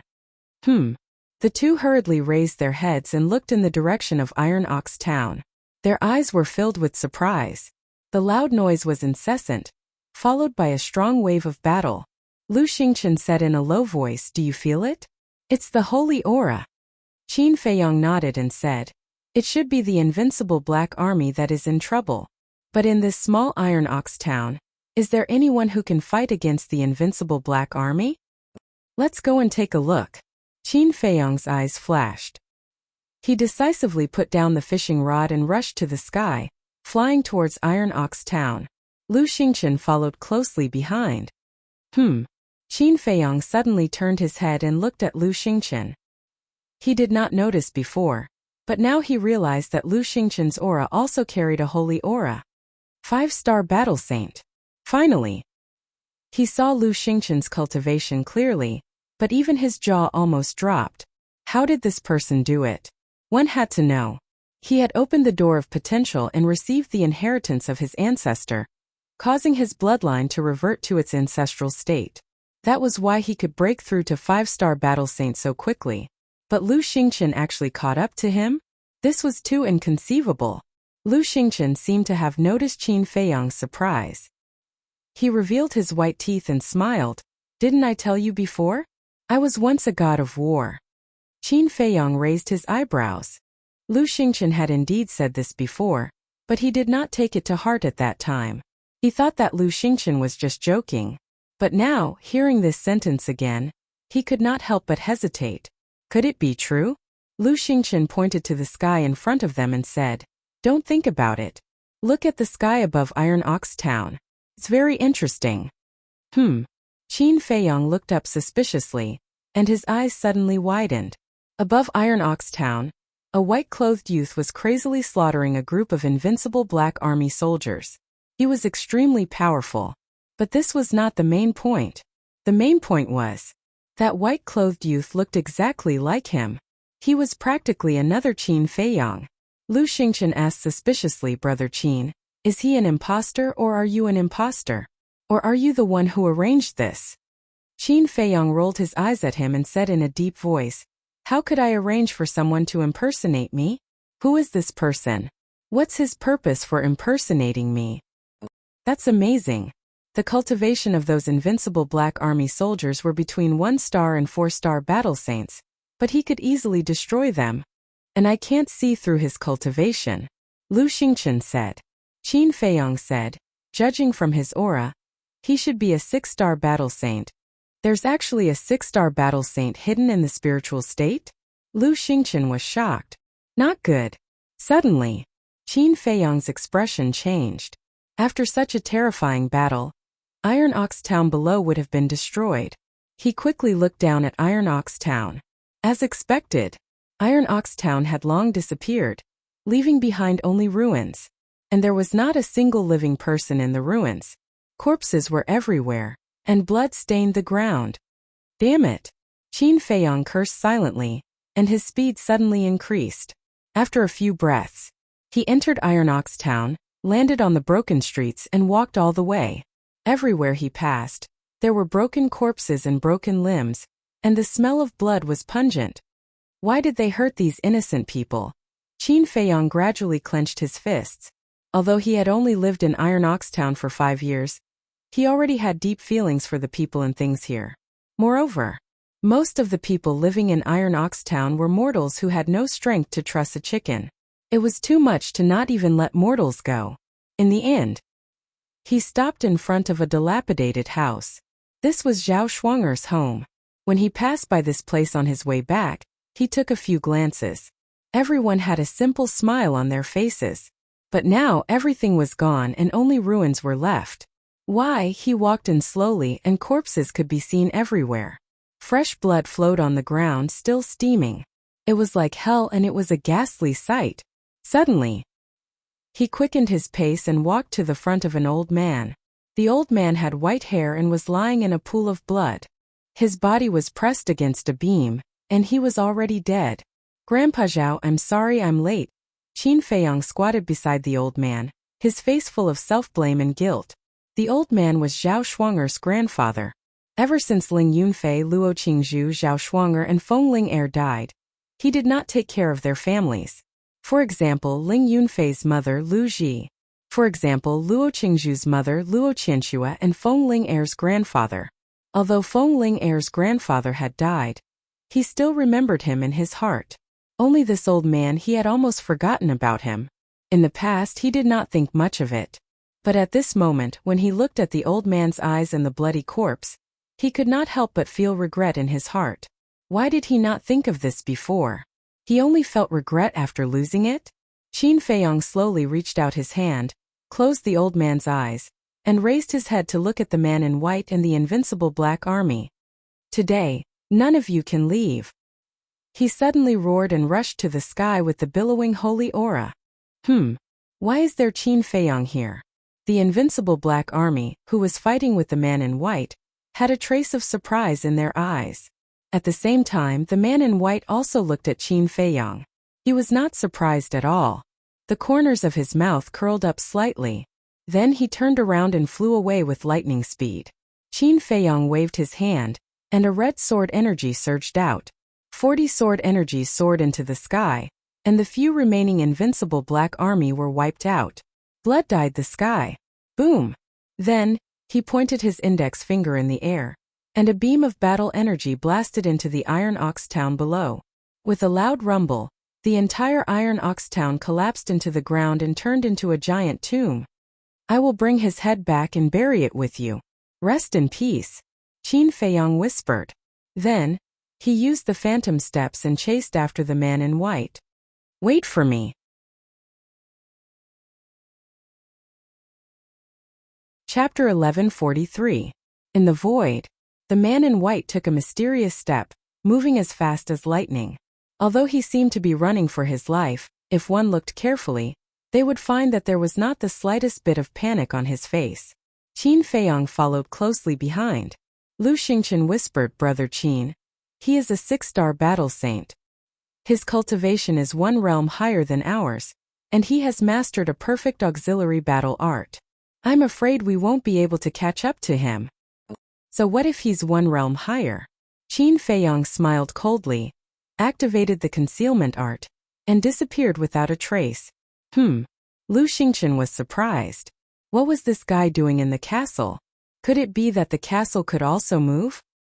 He did not know that Qin Feiyang had already mastered a battle art that could make him invisible.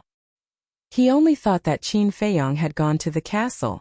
At the same time, sensing that Qin Feiyang's aura had disappeared, the man in white also stopped and turned his head to look behind him suspiciously. But just as he turned his head, he felt a pain in his lower abdomen. He suddenly looked down and his expression changed.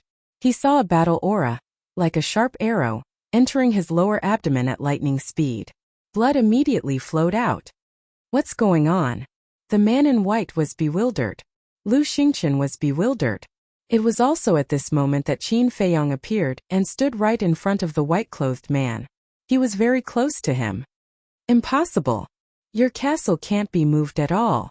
How did you do it? The man in white was shocked and angry. Qin Feiyang did not answer. He grabbed the man in white's neck and sneered, I want to see who exactly you are. How dare you pretend to be me, Qin Feiyang?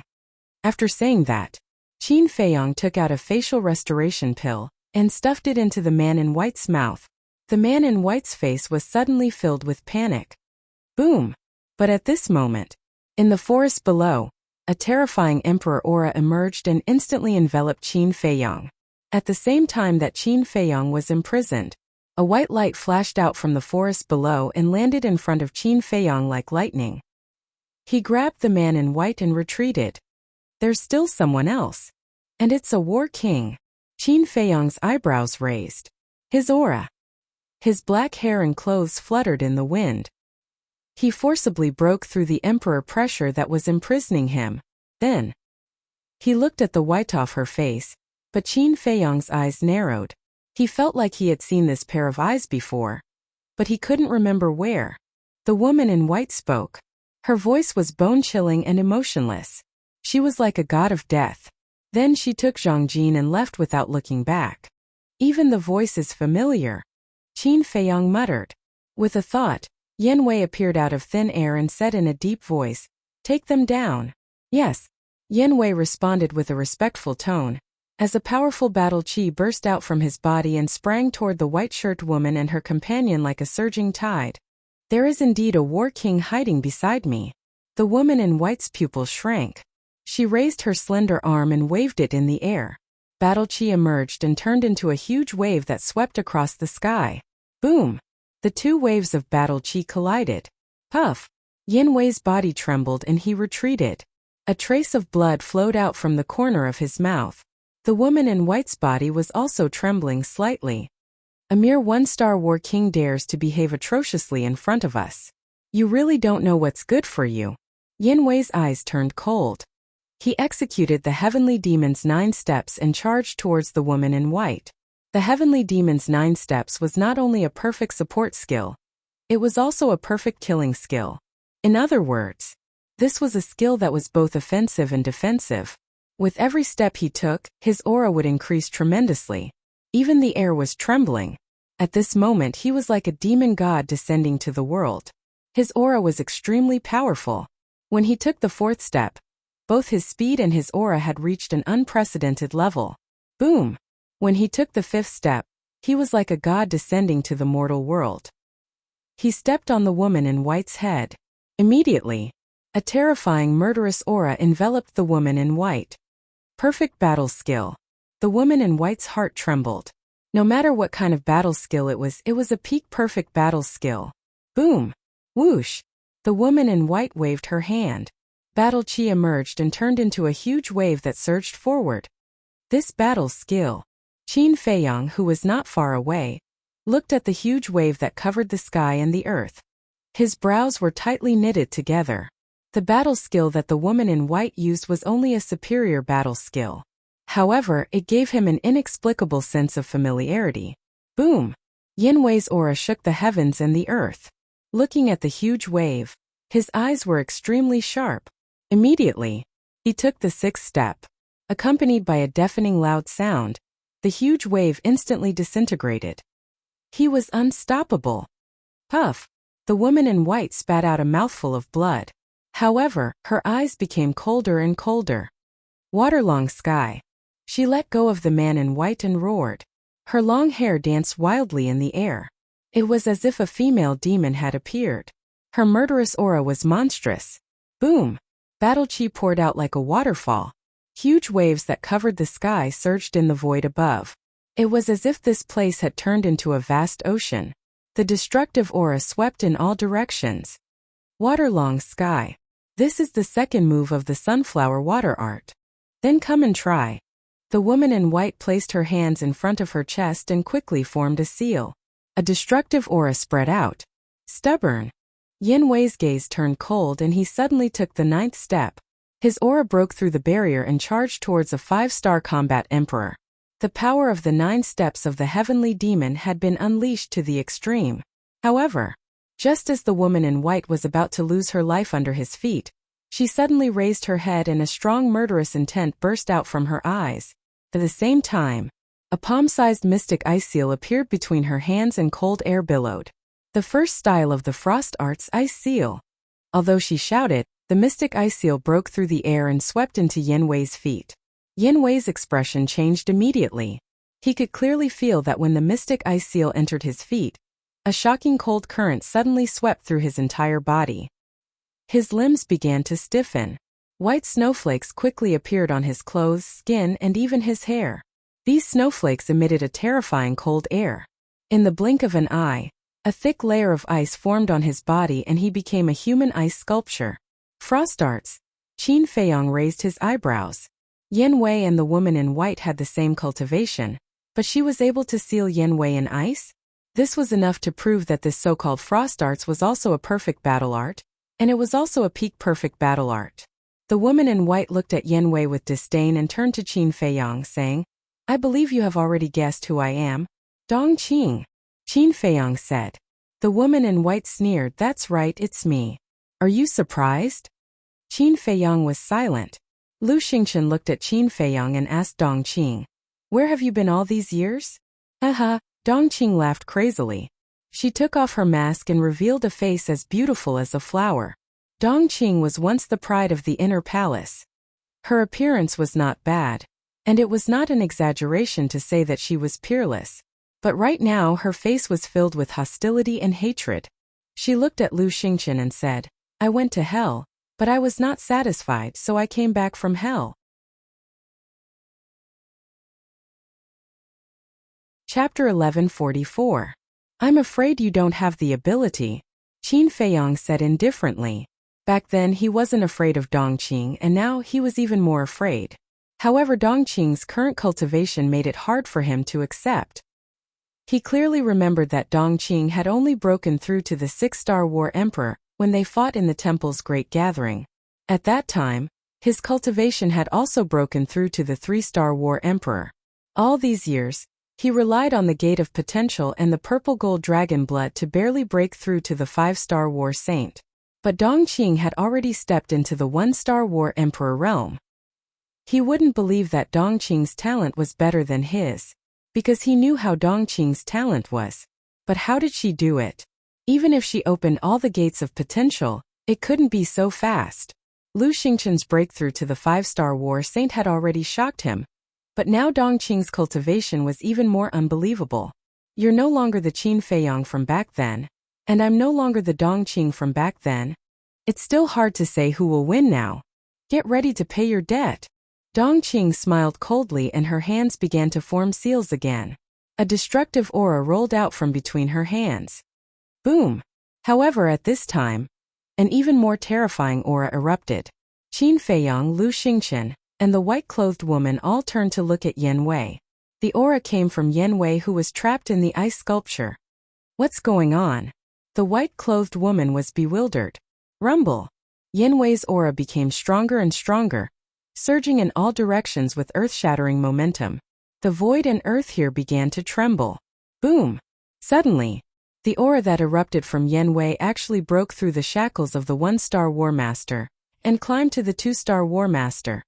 He actually broke through at this time? The white-clothed woman and her companion were dumbfounded. Gotcha! Suddenly, a crack appeared on the ice sculpture. As soon as this crack appeared, a chain reaction occurred, and tear marks continued to appear. In less than 3 breaths, the entire ice sculpture was full of cracks, as if it was covered with a layer of spider web. Not good. The white-clothed woman's expression changed. She turned around and dived in front of the white-clothed man. She grabbed the white-clothed man, opened a teleportation door, and entered it without looking back. Qin Feiyong, if you want to know why we're pretending to be you, then come to the ruins. The portal quickly disappeared. Dongqing's voice echoed in the air for a long time. From the beginning to the end, Qin Feiyong didn't try to stop Dongqing because he couldn't stop her now. Land of Ruins. His eyes flashed slightly, and then he looked at Yan Wei again. Crack! Finally, Yan Wei broke out of the ice, his aura shaking the clouds. Congratulations! Qin Feiyong smiled. The stronger Yan Wei was, the more help it would be to him. Yan Wei rubbed his head and smiled innocently. He said apologetically, I'm sorry. I was too careless and couldn't make them stay. I'm fine. Qin Feiyong waved his hand, and his eyes flickered. Lu Xingchen frowned. Brother Qin, why did Dongqing ask you to go to the ruins? What kind of place is the ruins? Yan Wei didn't understand. Qin Feiyong said, the ruins is a place where not even a blade of grass grows. It's also a place of no return. A place of no return. Yan Wei's eyes trembled, and he said in surprise, isn't that a place of death? Qin Feiyong nodded. It's not an exaggeration to say that it's a place of death, but it's not a problem for me. I've been there twice, but I can't figure out why they want to lead me to the ruins. Lu Xingchen asked in surprise, could it be that there are still secrets hidden in the ruins? Secret? Qin Feiyong's eyes flashed slightly. No matter what the secret is, I have to go and see it. No. Dongqing and the others clearly came prepared. If you go now, won't you fall into their trap? I think it's better to take the long view. Lu Xingchen advised. We can't guess what their purpose is. Only by going to the ruins can we find out the truth. As for you, there's no need to take the risk with me. Go back to the imperial capital to avoid being discovered and arousing suspicion. Qin Feiyong looked at Lu Xingchen and said. Lu Xingchen pondered for a moment and nodded with a smile. Well, take care of yourself. When you come to the imperial capital next time, remember to come and find me. Let's go to the Fragrant Moon brothel for a few drinks. Qin Feiyong nodded. Goodbye. Lu Xingchen cupped his hands and said. Then he nodded and smiled at Yan Wei. He opened the portal and walked in. After Lu Xingchen left, Yan Wei whispered. This Lu Xingchen is not simple. You'd better be careful. Qin Feiyong was surprised and asked curiously. How is he not simple? Yan Wei shook his head. I can't say. It's just a feeling. Every time I look at him, I always feel like he's covered with a veil. He's unfathomable. You're right. Although I've known him for many years, I still can't see through him. Moreover, He's related to the Mu family of the Forgotten Continent. Qin Feiyong said. What? Yin Wei was stunned. What kind of existence is the Mu family? They're actually related to the Mu family? After a few months of recuperation, it's time to stretch my muscles. The ruins. I'd like to see what's waiting for me. Qin Feiyong's eyes flashed coldly. He opened a portal and stepped into it. Yin Wei took a deep breath and followed. Whoosh! Whoosh! The ruins. In the canyon, the wind was still howling, and the black tornado was roaring wantonly. The iron chain bridge above the canyon was rusty and swaying in the wind. No one knew how long it had been there. Whoosh! As soon as Qin Feiyong appeared, he glanced at the iron chain bridge. He saw a man and a woman standing on the opposite side of the iron chain bridge. It was Dongqing. They've already gone over. Yin Wei whispered. He looked at the storm in the canyon and frowned. That black storm actually gave him a great sense of danger. Go down. Qin Feiyong waved his hand and landed on the bridge. Then, without any hesitation, he stepped on the iron chain bridge. Yin Wei followed closely behind him, not daring to be the least bit distracted. The wind was howling, and the iron chain bridge kept swaying. It was like the sound of the Grim Reaper. Yin Wei looked down and frowned. What's under the canyon? Everything. People, beasts, jungles, glaciers, deserts, seas of fire, and so on. It's like an underground world. Qin Feiyong said. Yin Wei was surprised. It can't be. Even I don't dare to touch these black tornadoes. How did they survive? Qin Feiyong said. There's no storm under the canyon. I see. Yin Wei nodded. After a while, the two walked to the middle of the iron chain bridge. Standing there, they could clearly see Dongqing and Yin Wei. The two stood side by side on the opposite side, looking at Qin Feiyong and Yin Wei with cold eyes. Suddenly, Dongqing waved her hand, and a red sword appeared out of thin air. Yin Wei was stunned and quickly shouted, What do you want to do? Send you to hell. Dongqing smiled coldly. She grabbed the red sword and slashed at the iron chain. Damn it. Yin Wei's face changed greatly. Don't panic. Although this iron chain bridge is rusty, it's very strong. Not to mention ordinary sharp weapons, I'm afraid even a sacred weapon may not be able to cut it. Qin Feiyong said. Hearing this, Yin Wei couldn't help but breathe a sigh of relief. But as soon as he finished speaking, Dongqing's sword slashed at the iron chain, and a loud clanging sound rang out. Sparks flew in all directions, and the iron chain was actually cut apart. What? Qin Feiyong turned pale with fright. What level of sword was that? It was so sharp? But there was no time to look carefully. The iron chain broke and the iron chain bridge shook violently. Qin Feiyong and Yin Wei, who were standing on the bridge, suddenly lost their balance. However, the two of them were quick with their hands and quickly grabbed the other side of the iron chain to stabilize their bodies. How is it? Are you desperate now? Dongqing grabbed the sword and looked at Qin Feiyong with sarcasm in her eyes. Desperate? Even if you cut off all the iron chains, you won't be a threat to me. Qin Feiyong's face was full of disdain. Then let's have a try. Dongqing's eyes flashed. She raised the sword in her hand and slashed down with all her strength. Clang! In a burst of fire, all the iron chains were broken in an instant. The iron chain bridge immediately descended towards the canyon below, and the gravity that permeated the air above the canyon immediately surged towards the two of them. His life was hanging by a thread. Yin Wei couldn't help but panic. Grab me! Qin Feiyong shouted without looking back. He was calm and steady. Yin Wei quivered and immediately reached out to grab Qin Feiyong's shoulder. At the same time, Qin Feiyong's mind moved and a rib appeared. When the originally dim rib bone came into contact with the surging gravity, it immediately blossomed with resplendent divine light. In an instant, the gravity disappeared. The black hurricane was also isolated by the divine light. Qin Feiyong and Yin Wei stood in the sky above the canyon.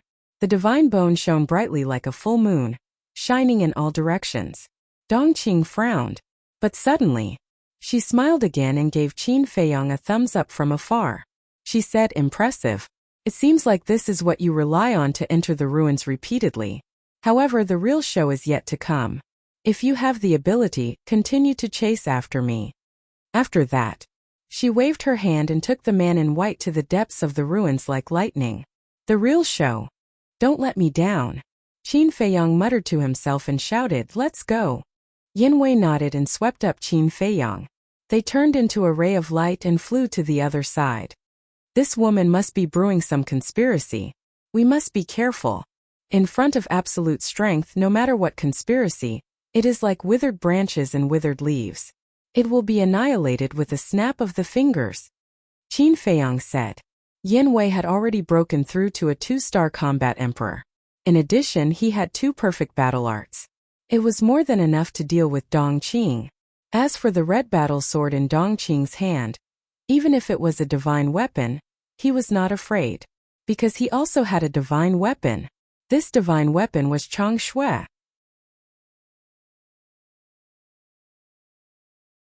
Chapter 1145. Entering the ruins, Qin Feiyong put away the ribs and looked back at the canyon. Without the iron chain bridge, the ruins would become a real cage in the future. No one would be able to enter, and no one would be able to leave. However, since Dong Qing dared to cut off the iron chain bridge, she should have some confidence. But what was her confidence? Was it the battle sword in her hand?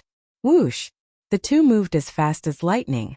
Soon, Qin Feiyong saw a village. Qin Feiyong had a deep impression of this village. Because when he first entered the ruins, he came here and gave the villagers a lot of food. One of the children, in order to thank him, gave him a bamboo tube. However, the water in the bamboo tube was poisonous. But at that time, Qin Feiyong did not pursue it. Because he couldn't bear it. But at this moment, corpses were everywhere. Blood flowed on the ground, soaking the mountains and rivers. What's going on? Yin Wei was surprised. Qin Feiyong walked to a corpse, looked at it seriously, and said in a deep voice, "It died not long ago. It should be killed by Dong Qing." Why did they do that? What's the benefit of killing these innocent people? Yin Wei said angrily. I don't know. However, for these people, death may be the best relief. Qin Feiyong sighed. At that time, if it weren't for the old man's permission, he would have destroyed this place full of darkness and cruelty. Yin Wei glanced at the desolate land and fell silent. Indeed, it was better to die than to live in such a place. Let's go, Qin Feiyong said. Yin Wei calmed down, looked ahead and frowned. They have disappeared. How can we catch up? Qin Feiyong waved his hand and called out, Wolf King. Lead the way. Wolf King sniffed hard and said, straight ahead. Yin Wei immediately rushed forward with a man and a wolf. Stop. But not long after, Wolf King suddenly shouted again. What happened? Yin Wei stopped in the void of space and looked at it suspiciously. Wolf King said, something's wrong. There's the smell of blood in the air on both the left and right. It can't be? Qin Feiyong and Yin Wei looked at each other in bewilderment. Absolutely. Wolf King said with certainty. Yin Wei asked, did they split up? Something's wrong. Their scent is indeed heading straight ahead. Wolf King said. Yin Wei said, if they went straight ahead, then where did the bloody smell on the left and right come from? I don't understand either. Wolf King shook his head. Qin Feiyong's eyes flashed. He looked at Yin Wei and said, let's split up and take a look. We'll meet here later. Okay. Yin Wei nodded, turned around, and quickly disappeared to the left. Qin Feiyong and Wolf King rushed to the right. 100 breaths later, another village came into the sight of a man and a wolf, but the ground was also full of floating corpses, and the ground was dyed dark red. The strong smell of blood was nauseating.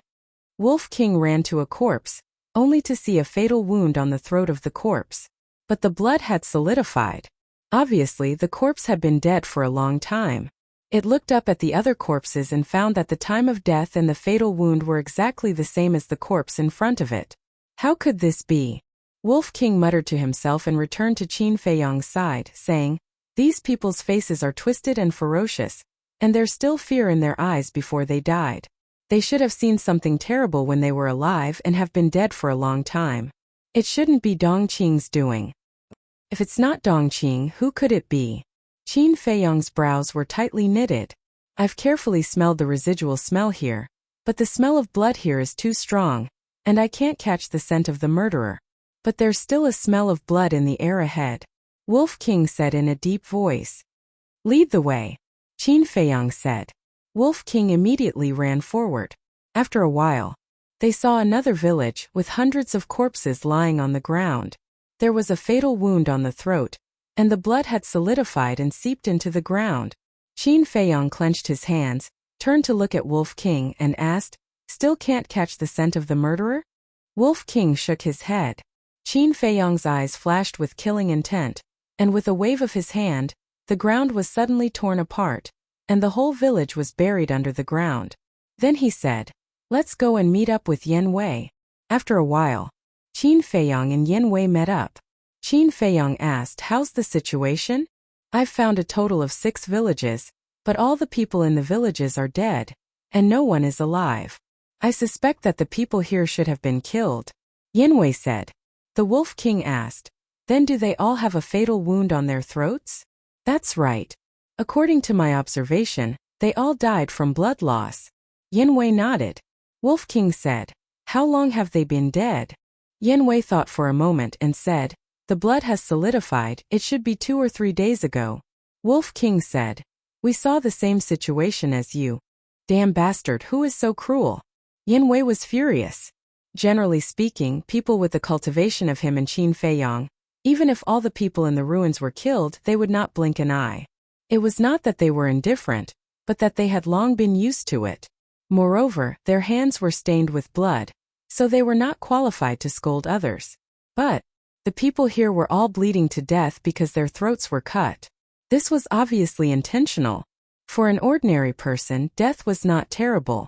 After all, they only had a short lifespan of a few decades. But such a way of dying was torture. If this person is not crazy, then there must be some purpose.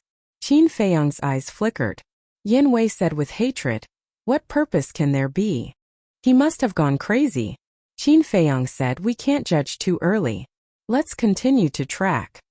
Yan Wei nodded and led Wolf King and Qin Feiyang, turned into a stream of light, and exposed themselves in front. On the way, they did not encounter many villages, but without exception, all of them had suffered misfortune. Along the way, they did not find a single survivor. Time passed breath by breath. Half an hour later, a dilapidated ancient city in the distance entered the sight of 2 people and 1 wolf. On the city gate, there were 3 ancient words engraved. Wohu City. Wolf King said, We're back again. Yes. Qin Feiyang nodded. When they first came to the ruins, they also came to Wohu City and made a big scene in the city. But now Wohu City was even more dilapidated than before. As far as the eye could see, the city walls were full of holes. The buildings in the city were also dilapidated. Coupled with the dim sky from afar, it looked like a gloomy ghost city. There was no one guarding the city gate, and it looked incomparably deserted. I really didn't expect that such a backward place would exist in the prosperous and glorious Great Qin Empire. Yan Wei took a deep look, turned to Qin Feiyang and asked, How long has this place existed? According to the ancient records, the ruins already existed at the beginning of the Great Qin Empire. So the ruins should be left behind by the previous dynasty, Heavenly Sun Empire. It has been at least 10,000 years since then. Qin Feiyang said. So long? Yan Wei frowned and said, The people living here are really pitiful. Not necessarily. Many people here used to be subjects of the 9 states and 18 counties, but because they committed many evil deeds, they were hunted down and had nowhere to go, so they fled here. Only those who were born here are really pitiful. Wolf King said. Yan Wei looked at Qin Feiyang and said, I really don't understand why the emperors of the Great Qin Empire would allow such a place to exist for so many years. I used to be very puzzled, but when I met a person, I realized that there were many powerful saint beasts sealed here. Unless it was a last resort, the ruins should not be destroyed. Qin Feiyang said. This person was naturally referring to Ran Duxing. Who is it? Yan Wei said. Qin Feiyang said with a smile, It's a long story. We might meet him this time. When we meet, I'll introduce him to you. Okay. Yan Wei nodded. While talking, the 2 men and 1 wolf were getting closer and closer to Wohu City. Suddenly, Wolf King's pupils shrank and he exclaimed, There's the smell of blood. The smell of blood. Could it be that the people of Wohu City have also met with misfortune? Qin Feiyong and Yen Wei looked at each other and immediately sped up. What a strong smell of blood! The closer they got, the heavier Wolf King's gaze became. Qin Feiyong and Yen Wei also smelled the smell of blood. More than 10 breaths later, they finally landed on the city wall and scanned the scene in the city. Their eyes were filled with shock. The entire Wohu city was littered with corpses. There was not a single person. Blood flowed on the ground like a stream. The bloody scene was like an Azura hell. It was terrifying. Yen Wei said, "The blood hasn't coagulated yet. It should be Dongqing's doing." Why? Why would she do that? Qin Feiyong clenched his hands tightly together. Wolf King's eyes suddenly trembled, and he said in surprise, "No, didn't you notice a very serious problem?" "What problem?" The two looked at her in surprise. Old Yen is now a 2-star battle ancestor, one small realm higher than Dongqing. And although Dongqing has mastered a perfect auxiliary battle art, Old Yen is also using the Demon 9 steps to bring us along. Moreover, it will take her time to kill these people. Logically speaking, we should have caught up with her long ago. But until now we haven't even seen her shadow. Wolf King said. That's right. Qin Feiyong and Yen Wei suddenly came to a realization. What was going on? Yen Wei seemed to have thought of something. His body trembled slightly, and he said, "Could it be that she has mastered a divine art?" Divine art? Qin Feiyong and Wolf King's eyes narrowed. Wolf King shook his head and said, "It shouldn't be. The divine art is not a cabbage. How could she have it? I would rather believe that she had hidden her cultivation before. It seems that we can't underestimate this woman."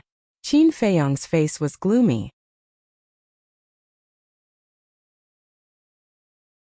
Because Dan Wangkai and Viper had been in the castle, they did not know what Dongqing looked like. After remembering Dongqing's appearance, Dan Wangkai and Viper and Yen Wei turned around and each went in a direction, starting a carpet search. Yen Wei did not say anything. A 2-star combat emperor was enough to protect himself. Dan Wangkai was now a 1-star combat emperor, so protecting himself was not a problem. As for Viper, although he was still a 9-star combat saint, he had mastered all kinds of perfect occupation and forbidden techniques. It was no exaggeration to say that he had the ability to kill a 1-star combat emperor. So, even if Dongqing hit her cultivation base or mastered a divine art, it would not be a problem to delay for a while. Qin Feiyong lowered his head and looked at Wolf King, frowning. "Can you smell them now?" "There is no other way." Wolf King shook his head. This place was full of the smell of blood. Even if Dongqing stood behind it, it would not be able to smell Dongqing. "Let's go look for them too," Qin Feiyong said in a deep voice. Time passed by bit. About an hour later, Qin Feiyong and Wolf King returned to the center of Monarch City. But Yen Wei and the other two had not returned yet. They waited quietly. Another hour passed. Whoosh! Accompanied by the sound of something breaking through the air, the three of them returned one after another.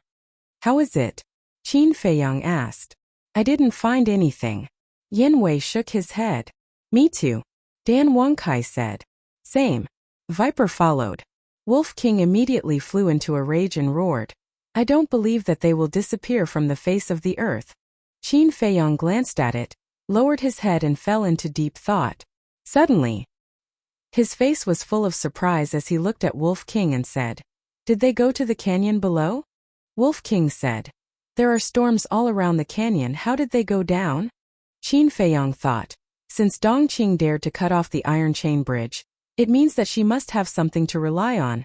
Suddenly, a firm light flashed in his eyes and he said, "Let's go to the canyon to take a look." "Feiyong? Why are you here?" However, just as Qin Feiyong and the others were about to leave for the canyon, a strange voice sounded in the sky. "Who is it?" Yen Wei and the other two immediately looked up, looking extremely vigilant. This voice, Qin Feiyong and Wolf King were stunned, and a trace of joy climbed up their faces as they quickly looked up. Immediately, they saw a middle-aged man standing in the sky. The middle-aged man was about 1.8 meters tall, neither fat nor thin, wearing a black robe, and his face was weather-beaten. White hair could be clearly seen on his temples, full of vicissitudes of life. And the most eye-catching thing was between the middle-aged man's eyebrows. There was a crescent-shaped mark between his eyebrows. Uncle Ran. Qin Feiyong affectionately called out. That's right. This man was Ren Wushuang's father, Ren Duxing. Swish. Ren Duxing glanced at Yan Wei and the other two, and with a flash landed in front of Qin Feiyong and Wolf King, and said with a smile, Long time no see. Wolf King laughed. It has been a long time, how is it? Did you miss us? Of course. Ren Duxing rubbed Wolf King's head lovingly. Young master he is? At this time, Viper and the other two walked over and looked at Ren Duxing suspiciously. Young master? Hearing how Viper addressed Qin Feiyong, Ren Duxing was also quite surprised. Qin Feiyong waved at Viper and the other two and smiled. Come, let me introduce you. This is Ren Duxing, a very amazing person. Viper and the other two were stunned, and the curiosity in their eyes was even stronger. They all knew what kind of person Qin Feiyong was. Ordinary people could not enter his eyes at all. However, at this moment he actually said that the person in front of them was a very amazing person, and his words were full of respect, which was a bit unbelievable. At the same time, hearing Qin Feiyong's introduction, Ren Duxing smiled helplessly, looked at Qin Feiyong and shook his head. What amazing person, it's not as exaggerated as you said. Exaggerated? I have never admired anyone in my life, except for Uncle Ren, Qin Feiyong said. The more you say, the more ridiculous it is. Ren Duxing rolled his eyes and said, Aren't you going to introduce them? Qin Feiyong patted his head and smiled. Look at my brain, I forgot when I was happy. Uncle Ren, they are all friends I made in Forgotten Continent. Nice to meet you three. Ren Duxing cupped his hands and smiled. Nice to meet you. Viper and the other two also cupped their hands and returned the greeting with smiles on their faces. However, what made them so happy was not because they got to know Ren Duxing. It was because when Qin Feiyong introduced them to Ren Duxing, he called them friends. Although it was just a title, they felt very comfortable in their hearts, because this meant that Qin Feiyong did not treat them as subordinates. After a simple greeting, Ren Duxing frowned and glanced at the corpses in Royal City. He looked at Qin Feiyong and said, Feiyong, Uncle Ren knows that you have long had the idea of destroying the ruins, but isn't it too cruel for you to do this? Qin Feiyong and the others were stunned. Wait, you don't think that we killed these people, do you? Wolf King said. Who else here besides you? Ren Duxing asked. Faced with Ren Duxing's question, Wolf King was speechless for a moment, because if it was him, he would also have the same suspicion. After all, they were the only ones here. Qin Feiyong sighed. Uncle Ren, these people were not killed by us. No. Ren Duxing frowned and said. Then who was it? Dongqing. Qin Feiyong said. Dongqing? Ren Duxing was slightly stunned and said in surprise. Are you talking about the little girl of the Dong family? That's her. Qin Feiyong nodded. How is this possible? Although I left the city a long time ago, I have seen her when she was a child. With my understanding of her, it should be impossible for her to do such a thing. Ren Duxing found it a little hard to accept. People change. In short, now she has lost her mind. Qin Feiyong's eyes flashed with killing intent. Seeing that Qin Feiyong did not show any sign of lying, Ren Duxing's face darkened slightly and asked, What the hell is going on? Quick, tell me the details. Qin Feiyong nodded. He told her everything that had happened in Iron Bull Town and the ruins. After listening, Ren Duxing sighed incessantly. He shook his head and sighed. I really didn't expect that the innocent and lively little girl back then would actually turn into such a person. It's really as the saying goes, the affairs of the world are unpredictable. After saying that, Ren Duxing asked again, What about the old man and Schwanger? Are they all right now? Qin Feiyong hesitated and said, The old man also went to the imperial capital. Everything is fine for now. For now? Ren Duxing was stunned. He frowned and asked, Did something happen? Qin Feiyong lowered his head and hesitated. Ren Duxing said with a smile, You don't have to worry about anything, tell me the truth. All right. Actually, I am the son of the current emperor. Because of me, the old man and my sister were somewhat implicated, but it has been solved now. Qin Feiyong said truthfully, his face full of self-blame. The son of the current emperor? Ren Duxing looked at Qin Feiyong with a dumbfounded expression. Qin Feiyong nodded, then smiled bitterly and said, "But for some reason, not only have I broken away from the relationship of father and son, but also to the point where you die and I die. In short, since I entered the imperial capital, a lot of things have happened, and I can't finish it in a short time."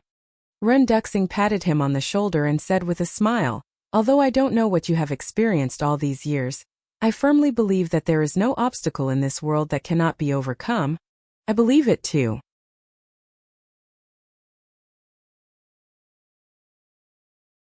As long as it absorbs enough essence, its cultivation will advance by leaps and bounds, Ren Duxing said.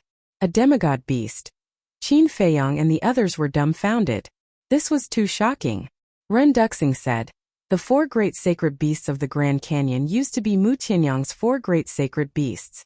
Each of them has unparalleled combat strength, and they're not something you can deal with now." Qin Feiyong asked, "What about the other 3 great sacred beasts?" Ren Duxing said, "The other 3 great sacred beasts are the sacred python, sacred eagle and sacred lion. They're still sealed." Qin Feiyong said, "In other words, they're only battle saints now?" "Yes."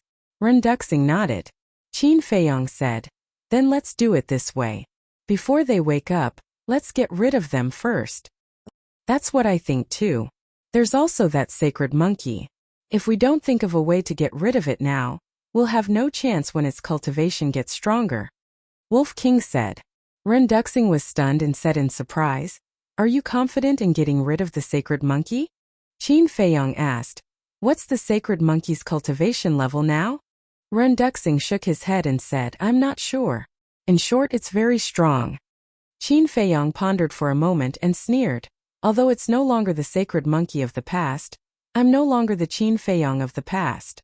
As long as its cultivation hasn't recovered to its peak state, I'm confident in getting rid of it." "That's good. These 4 great sacred beasts have always been a big problem for me. In the past, I've thought of getting rid of them while they're sealing themselves, but those 4 great sacred beast emperors are protecting them at all times with countless fierce beasts. Although my strength is getting stronger day by day, they're also getting stronger. I can't find a chance at all. In the end, it's still because my cultivation is too weak and too incompetent. If it weren't for the fact that I've obtained Mu Tianyang's inheritance, I'm afraid I would have died in their hands." Ren Duxing sighed. Qin Feiyong secretly let out a long sigh. Frankly speaking, Ren Duxing suffered more than anyone else in the world, but he was also more noble than anyone else. In order to protect the thousands of creatures in the spiritual state, he had been guarding this place. He couldn't even visit his biological daughter and father. Who could compare to this kind of responsibility and breadth of mind? The Wolf King asked, "After we eliminate the 4 great sacred beasts, will you be able to leave the ruins?" "Yes. After eliminating them, I can destroy the source of power and leave this place. But not only do we have to eliminate the 4 great sacred beasts, but we also have to kill the 4 great sacred beasts guarding them and the other fierce beasts in the Grand Canyon," Ren Duxing said. Qin Feiyong nodded. He had experienced the 4 great sacred beast emperors and other fierce beasts before, and they were ferocious by nature. If they were allowed to escape, the spiritual state would definitely be plunged into misery and suffering. No, not only the spiritual state, but the 18 counties in the 9 states would probably face a life-and-death catastrophe. This is no small matter. Are you really confident? Ren Duxing asked again. Qin Feiyong nodded heavily. Ren Duxing gritted his teeth and said, "Okay, I'll take you to the Grand Canyon now, but don't alert the sacred monkey first. Let's get rid of the sacred eagle and the others without anyone knowing." "No problem." Qin Feiyong smiled and turned to Wolf King and Viper, saying, "You guys go to the castle first and be prepared for battle at any time." "Understood." The 2 men and 1 wolf nodded. Qin Feiyong waved his hand and sent the 2 men and 1 wolf to the castle. Then, he looked at Ren Duxing and said, "We can move now." Ren Duxing took a deep breath, and a cold light flashed in his eyes as he said, "Let's go to the sacred lion's nest first." With a wave of his sleeve, he swept up Qin Feiyong and Yen Wei and rushed towards the Grand Canyon. Suddenly, Qin Feiyong said, "Uncle Ren, there's a question that I can't figure out. Since the sacred monkey has already broken out of the seal, Why didn't it help the other 3 sacred beasts break out of the seal? Renduxing shook his head. I'm not sure either, maybe it's not the right time. This time. Yin Wei said again. I also have a question in my heart. Please speak. Renduxing said. Yin Wei said. What exactly is the source of power that you're talking about? It's very complicated. I'll explain it to you simply. The storm in the canyon as well as the gravity all come from the source of power.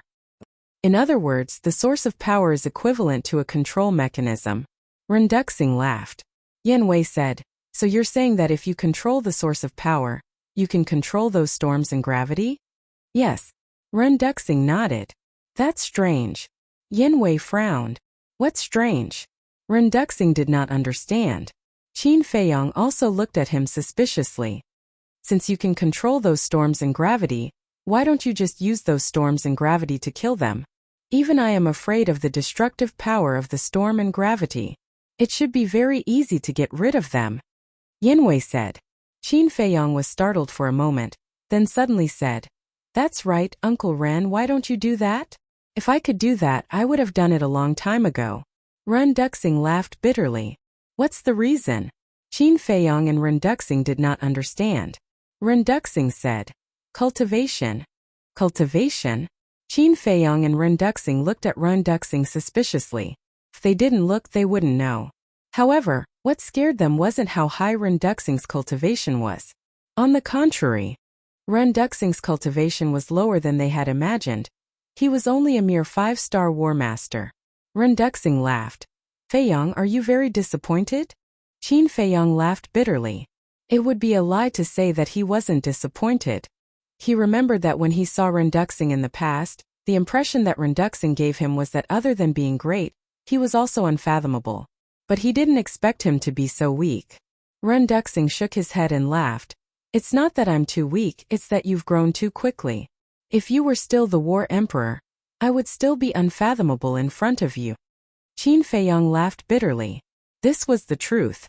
Let's get back to the main topic. Although I have control of the source of power due to my cultivation, I am unable to truly control the gravity and storm.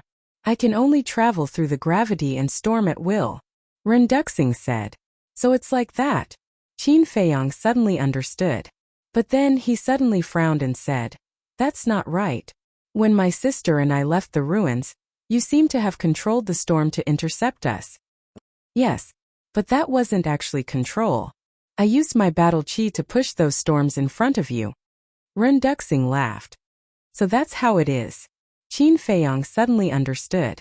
Yin Wei said, Since this source of power is so terrifying, can we not destroy it? That's right. If we can take it away, it will definitely become a great killing weapon. Qin Feiyong's eyes lit up. You're too greedy. There are some things that we can't get just because we want them. Furthermore, I'm not interested in anything else right now. I just want to leave this place and reunite with Shuang-Er and the old man. Renduxing said. Qin Feiyong clenched his fists and said in a low voice, Believe me, I will, and it won't be long. Of course I believe you. Otherwise, I wouldn't have brought you down. Renduxing laughed. During the conversation, the 3 of them had arrived at the top of the canyon. Without a moment's delay, Renduxing took Qin Feiyong and the other 2 and turned into a stream of light, directly entering the storm in the canyon. The storm full of destructive aura whistled around them, but it didn't cause them any harm. How magical! Yin Wei's eyes lit up.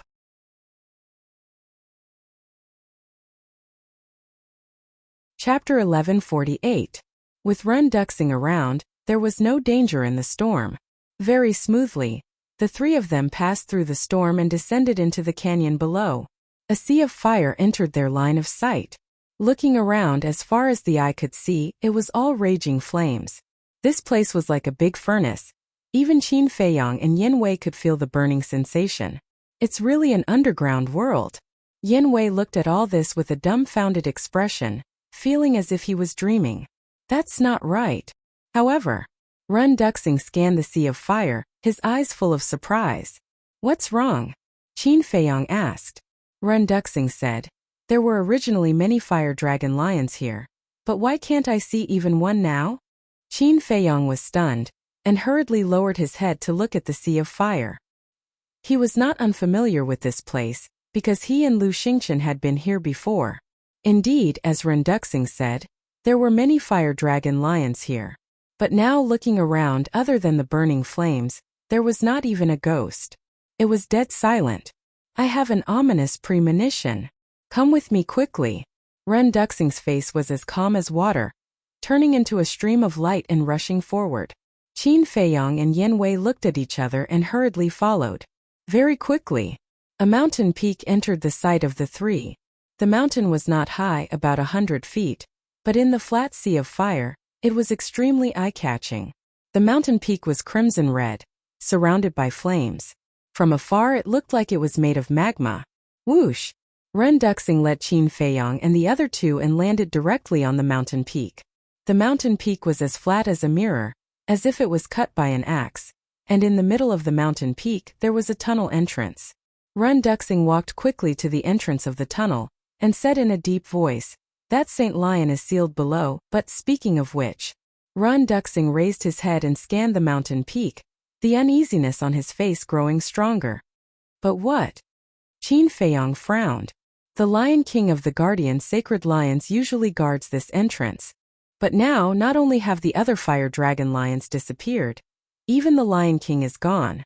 I can't help but suspect that something might have happened while I was away, Ren Duxing said.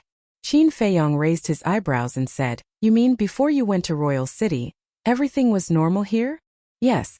Ren Duxing nodded. Qin Feiyong's face darkened as he shouted, "Quickly go down and take a look." Whoosh! With a wave of his hand, Yen Wei swept up the two of them and rushed into the tunnel like lightning. Inside the tunnel, heat waves surged. Not long after, Qin Feiyong and the other two were sweating profusely. But as they went deeper, the heat waves gradually disappeared and were replaced by a trace of coolness. However, gradually the coolness turned into coldness, and the temperature underground became lower and lower. After going down for an unknown number of meters, the three of them finally arrived in front of an ice cave. Inside the ice cave, cold air lingered, and the cold current was bone-chilling. The three of them stepped into the ice cave and were immediately dumbfounded, only to see that there was nothing in the huge ice cave. But, in the middle of the ice cave there was a pile of broken ice. Looking at the pile of ice, Ren Duxing's face instantly became gloomy to the extreme, and said, "Sure enough, something happened. The Saint Lion has been unsealed." So the Saint Lion was frozen here. And those broken pieces of ice were the ice that sealed it. "It must be Dongqing," Yen Wei said in a deep voice. Qin Feiyong's eyes flashed with killing intent as he looked at Ren Duxing and said, "Quickly sense if there are any changes in the other areas." "Okay." Ren Duxing nodded and closed his eyes. Yen Wei glanced at Ren Duxing, walked to Qin Feiyong's side, and asked in a low voice, "How many areas are there here?" 4.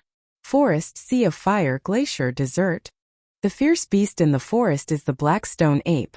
The fierce beast in the Sea of Fire is the fire dragon lion. The fierce beast in the glacier is the snow eagle. And the fierce beast in the desert is the flying sand python, Qin Feiyong said. Yen Wei was stunned and asked puzzledly, "These fierce beasts are not rare, but why are you all so surprised?" "It's indeed nothing in the Forgotten Continent, but in the Great Qin Empire it's very rare. Maybe it's because of the battle that year these fierce beasts went extinct," Qin Feiyong guessed. "Which battle?" Yen Wei was curious. Qin Feiyong said, "The battle between my ancestor and the previous Emperor Mu Tianyang, although I have not seen it with my own eyes, and there are no clear records in the history books, but I can imagine how terrifying the battle between the two gods of war is. Moreover, to overthrow an empire, it's inevitable that people will be plunged into misery and suffering." Yen Wei nodded his head in realization. Not good. At this time, Ren Duxing opened his eyes, and his eyebrows were full of worry. "What's wrong?" Qin Feiyong was surprised. Ren Duxing said, "I can't sense the situation in the canyon now. What is blocking all of this?" "Don't worry. With the storm and gravity, even if Dongqing wants to take them out of the canyon, it will take a long time. Let's quickly go to other areas," Qin Feiyong comforted. "Okay." Ren Duxing nodded. Qin Feiyong shouted, "Yen Wei." Yen Wei understood and slapped upward. The battle chi was like a dragon, roaring in all directions. With a loud bang, the whole mountain was instantly turned into ashes. Whoosh! The three of them immediately rushed to the next area. There was no one in the glacier. The snow eagles living in the glacier had all disappeared. In the ice cave where the sacred eagle was sealed, there was no trace of the sacred eagle, only a pile of broken ice. Then, they went to the desert again. It was the same here. There was not a single ghost. It was like a land of death where not even a blade of grass grew. Qin Feiyong said, "They are not in the three major areas, so they must be in the area of the sacred monkey jungle?" Yin Wei murmured. Sure enough, when the three of them flew to the edge of the desert, they immediately saw groups of beasts gathering in the sky above the jungle. Fire dragon lion, black stone ape, flying sand python, snow eagle. They were all here. They filled the entire void, and there were countless of them. As for their strength, there were weak martial masters and strong battle saints. The leaders were the four beast emperors. The Monkey King had 5 heads, each as big as a wash basin. 5 pairs of eyes like copper bells, emitted a terrifying murderous light. The last time I was here, the Monkey King only had 4 heads. Qin Feiyong stood above the edge of the desert and looked at the Monkey King. The 4-headed Monkey King had the cultivation of a battle master, and the 5-headed Monkey King was a battle saint. And he also had a deep impression of this Monkey King. At that time, he and Lu Xingchen almost died in the hands of this Monkey King. He looked at the Sand Python King, Eagle King and Lion King. He was no stranger to these 3 beast emperors. Although they are not strong, if they escape from the ruins and enter the spiritual state, there will definitely be rivers of blood. Yin Wei said. Ren Duxing said, "Yes, we must keep them all." Qin Feiyong nodded. But suddenly, he frowned. Although the 4 beast emperors and the beasts of the 4 major regions were here, he didn't find Dongqing and Lu Xingchen, nor the 4 saint beasts among these beasts. Strange, where did they go? Qin Feiyong murmured. Ren Duxing also quickly noticed this, and his face was full of surprise. Gradually, the 3 of them found a very strange situation. They were above the edge of the desert without any concealment, but those beasts didn't seem to notice them, and they were all looking at the opposite cliff, including the 4 beast emperors. What's the situation? The 3 of them looked at each other. One must know. They didn't hide their aura. These beasts should have noticed them before they got close, but why didn't they react at all? They are all looking over there. Is there a deeper meaning? Qin Feiyong followed the gaze of those beasts. However, except for the cliffs, bushes and weeds, he didn't see anything. No. Ren Duxing's eyes suddenly trembled. What's wrong? Qin Feiyong was surprised. Ren Duxing pointed to a place halfway up the mountain and said, "Look over there, isn't there a cave entrance?" Qin Feiyong and Yin Wei looked over, and there was a trace of surprise in their eyes. On the cliff there was indeed a cave entrance. It was dark inside, but the cave entrance was very small, and there was a bush in front of it, so they didn't notice it before. Furthermore, the marks on the cave entrance were new. It was obvious that it had just been excavated. Not good. Suddenly, Ren Duxing's face changed. What's wrong? Qin Feiyong and Lu Xingchen were shocked. Ren Duxing said, "I know where Dongqing and Lu Xingchen and the 4 saint beasts went." Where? The 2 of them quickly asked. "Follow me," Ren Duxing shouted. It's too late to find out now. However, at this moment, the Monkey King and the other beast emperors suddenly turned their heads and stared at Qin Feiyong and the other 2. The other ferocious beasts also looked at the 3 of them in unison, their eyes filled with ferocity. Ren Duxing's eyes trembled, looking at the 4 beast emperors, and said in a deep voice, "They really went in?" "Yes. The source of power has trapped us for so long. Of course we have to destroy it before we leave." The Monkey King smiled coldly. What? They want to destroy the source of power? Qin Feiyong was shocked, and quickly looked at the cave entrance and asked, "Uncle Ren, is the source of power not with you?"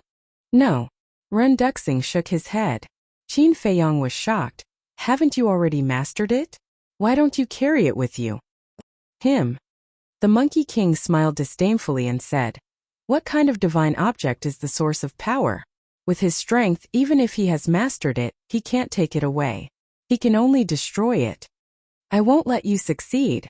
Ren Duxing was furious. Is that so? Now that we are all gathered here, a mouthful of saliva from each of us is enough to drown you. How are you going to fight us? The Monkey King said contemptuously. So what if there are more of us? Yin Wei took a step forward, and a terrifying emperor's aura poured out from his body like a volcanic eruption. The Monkey King grinned and said, I know you're a combat emperor, but it's useless. Clang! Before his voice faded away, a shocking sword chi swept out from the desert below, rolling up yellow sand and slashing toward Qin Feiyong and the other two. Be careful! Yin Wei shouted. He pushed Qin Feiyong and the other two away with a palm and then used the Sky Demon 9 steps. In an instant he took 9 steps.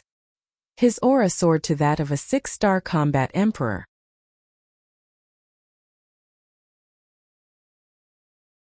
Chapter 1149. However, not only was the sword chi not destroyed, but Yin Wei's leg and thigh were also torn into pieces by the sword chi. Fresh blood flowed out. Hiss! That heart-wrenching pain made Yin Wei suck in a breath of cold air. His face also showed a look of panic. The destructive power of this sword chi was several times more terrifying than he had imagined. If this continued, even his body would be torn into pieces by the sword chi. In the nick of time, he hurriedly flashed to the side and dodged the fatal blow. It can't be. Looking at this scene, Qin Feiyong and Ren Duxing, who were not far away, were dumbfounded. A 2-star combat emperor's cultivation with the perfect 9 steps of the heavenly demon couldn't block a sword chi? Who exactly was it? So terrifying. You're really lucky. At this moment, a bone-chilling voice sounded from the desert below. Boom! Following closely, a white-clothed woman rushed out from the ground, causing a sandstorm to fill the sky. She landed in front of Qin Feiyong and the other two. It's you. Qin Feiyong's eyes darkened. That's right. This person was Dong Qing. He originally thought that Dong Qing had followed the 4 sacred beasts to destroy the source of power. He didn't expect her to be hiding here. Yin Wei consumed a healing pill and a regeneration pill. He stood in front of Qin Feiyong and shouted, You two go and stop the 4 sacred beasts. I'll stay here and delay her. You? No. Dong Qing raised her arm and shook her index finger. Her face was full of contempt. In her other hand, she was holding a crimson sword, which was extremely sharp. Yin Wei glanced at the red battle sword and said coldly, No matter what level of weapon you have in your hand, don't think of getting past me. You're overestimating yourself. Dong Qing smiled disdainfully and took a step towards Yin Wei. Her red battle sword buzzed and emitted a terrifying sword light. Qin Feiyong's pupils shrank. He took out a rib and threw it to Yin Wei. Don't go all out. Just delay her. As soon as he finished speaking, he waved his hand and swept up Ren Duxing before flashing towards the entrance of the cave. Is he really okay? Ren Duxing was bewildered. Don't worry, Qin Feiyong said. Even if there was a problem, they could only let Yin Wei stay. After all, only Yin Wei had the ability to contend with Dong Qing. At the same time, Yin Wei grabbed his ribs and rushed towards Dong Qing without hesitation. In an instant, the rib bone and the red sword collided in the air. Clang! A metallic sound exploded, resounding through the heavens and earth. A destructive aura spread out in all directions with the two as the center. The Monkey King and the other beast emperor's pupils shrank. They hurriedly led their subjects and fled without looking back. But even so, many beasts were still affected and died. Their blood splashed across the sky. For a moment, the place was filled with thunderous roars. At the same time, after the collision, Yin Wei and Dong Qing retreated several feet, their faces pale. Dong Qing immediately raised her eyebrows. This rib bone could compete with the battle sword in her hand? Yin Wei also lowered his head to look at his ribs. However, there was only a white mark on his ribs. Suddenly, his confidence skyrocketed. Swish! He looked up at Dong Qing and said, The real battle begins now. He took the 9 steps of the heavenly demon again. His clothes fluttered in the wind, and his aura pierced through the sky. He was like a god of war descending to the world. Dong Qing looked up at Qin Feiyong and Ren Duxing. Seeing that the two had rushed into the cave, she immediately frowned. Since you want to die, I'll fulfill your wish. She suddenly withdrew her gaze and stared at Yin Wei. Her cold eyes were like a poisonous snake, making one's scalp tingle. Clang, crack, rumble. A fierce battle began immediately. The two fought in the desert and the jungle. The sky was dark and the earth was dark and the wind was strong. At the same time, using the phantom steps, Qin Feiyong brought Run Duxing into a dark and gloomy passageway at lightning speed. Run Duxing said anxiously, Feiyong, before we get rid of them, we can't let them destroy the source of power. I understand. Qin Feiyong's eyes were hazy. He asked, how far is the source of power from here? Run Duxing said, not far. With your current speed you'll arrive soon. Boom. But as soon as he finished speaking, a deafening sound came from the depths of the passage. The ground suddenly trembled violently. Oh no, they've already started. Run Duxing's expression changed. Qin Feiyong was also anxious. Suddenly, a cold light burst out from his eyes. With a thought, Viper and Wolf King appeared out of thin air. He shouted, go out immediately and kill all those descendants. As long as they killed those descendants outside, even if the source of power was destroyed by the 4 sacred beasts, it wouldn't affect them much. Understood. Wolf King and Viper looked at each other. Murderous aura immediately surrounded them as they turned and rushed out. Qin Feiyong also led Run Duxing and continued to fly into the depths. Little poisonous snake, your brother's blood is already boiling. Don't fight with your brother later. The Wolf King's domineering voice reverberated through the tunnel. Don't worry, Brother Wolf. I'll support you with all my strength. I guarantee that you'll have fun killing. But don't forget to take care of your little brother in the future. Viper's flattering voice also sounded. You're quite sensible. Your brother likes it. Wolf King laughed and warned again. But later, you have to be careful of the winged sand python's venom. Little Qin Zi almost died under that venom. Is that so? Then I'll give it a try. Viper's tone was full of disdain. Say, who do you think is stronger between the two of them? Is there a need to say? It's definitely Dong Qing. When Dong Qing kills him, Qin Feiyong will no longer have an expert to protect him. At that time, this emperor will definitely torture him. Yes. He must pay back the debt he owed in the past 100 times. Monkey King and the other 3 sacred beast emperors stood in the distance. Looking at the battle between Dong Qing and Yen Wei, they sneered again and again. They didn't realize that the god of death had arrived. Ants, your brother is here. Quickly kneel down and worship. Suddenly, a wild laughter resounded through the sky. Wolf King rushed out of the passage like a bolt of lightning. After glancing at Yen Wei and Dong Qing, he rushed toward Monkey King and the other 3 sacred beast emperors. Viper followed closely beside him. His skin, long hair, and even his eyes had turned green. He was like an evil spirit with poisonous gas soaring into the sky. Seeing a man and a wolf, Monkey King and the other 3 sacred beast emperors' fierce eyes were also filled with an astonishing murderous light. At the same time, in the distance, Dong Qing also looked at Wolf King and Viper.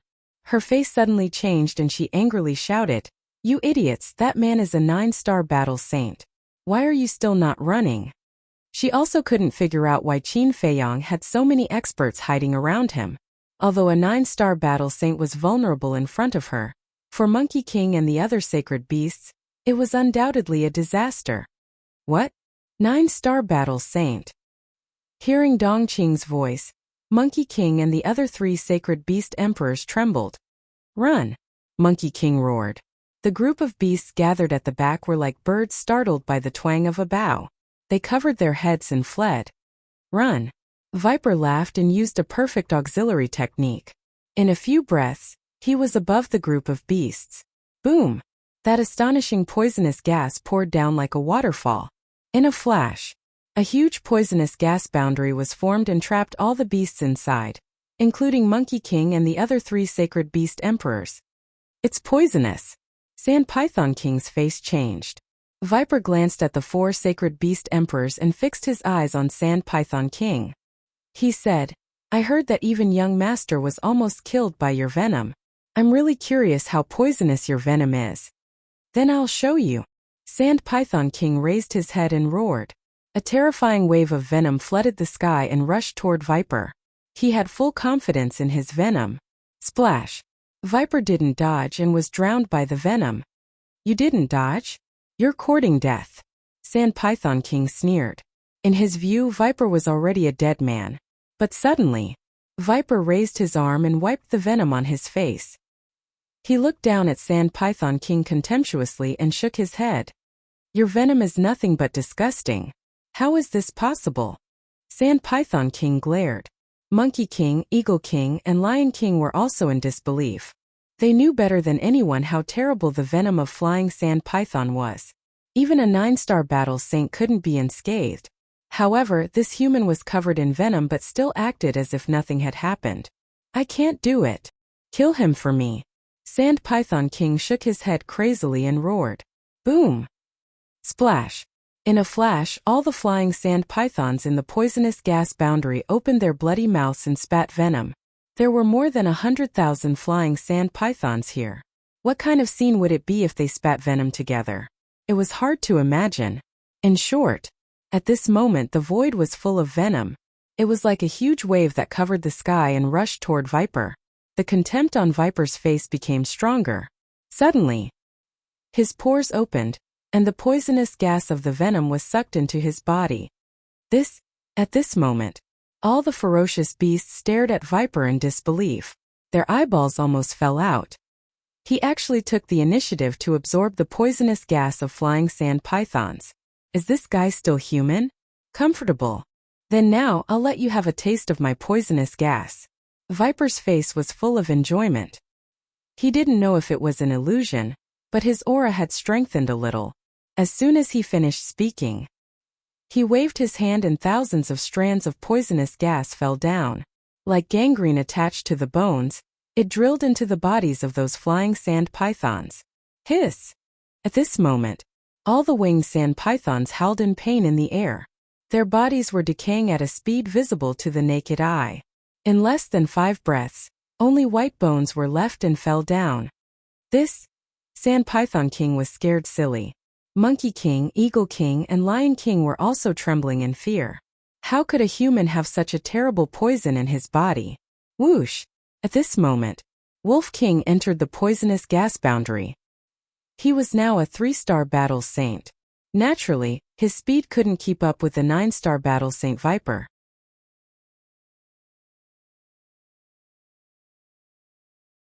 Chapter 1150. Sorry, I killed too many on a whim. Viper smiled embarrassedly and said, but I will leave the Sand Python King to you. It is a big fish. Wolf King looked at the Sand Python King and laughed. It is indeed a big fish. The Sand Python King's eyes turned cold. Such a disdainful attitude was simply a naked humiliation to it. But Wolf King turned a blind eye to the Sand Python King's cold eyes and joked. How can you be so stupid? You want to compete with Viper in terms of poison, aren't you looking for trouble? Bastard! Go to hell. The Sand Python King flew into a rage out of humiliation. Compared to the other winged sand pythons, its body was very small, only about 1 meter long, and its body was covered with yellow scales. Whoosh! At this moment, its body was shining brightly like a bright arrow, carrying monstrous anger shooting toward Wolf King. Wolf King smiled disdainfully. After all these years, the Sand Python King's cultivation had also broken through, and it was now a 1-star battle saint. But for Wolf King, a 3-star battle saint, it was naturally nothing in his eyes.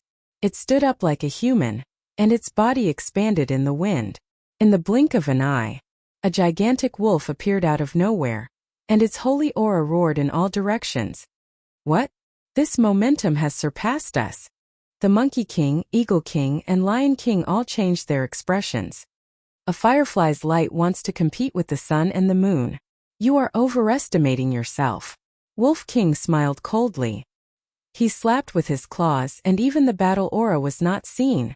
Accompanied by a painful roar, the Sand Python King was sent flying on the spot. Its body was split into 4 or 5 pieces, and blood splashed in the sky. Dead? Theta Wong was dumbfounded. Although the Sand Python King and Wolf King were 2 small realms apart, it should not be killed instantly, right? Run! The Monkey King suddenly roared. For a moment, the herd of beasts was in chaos, and they rushed toward the poisonous gas barrier one after another. However, the poisonous gas barrier was as solid as a rock.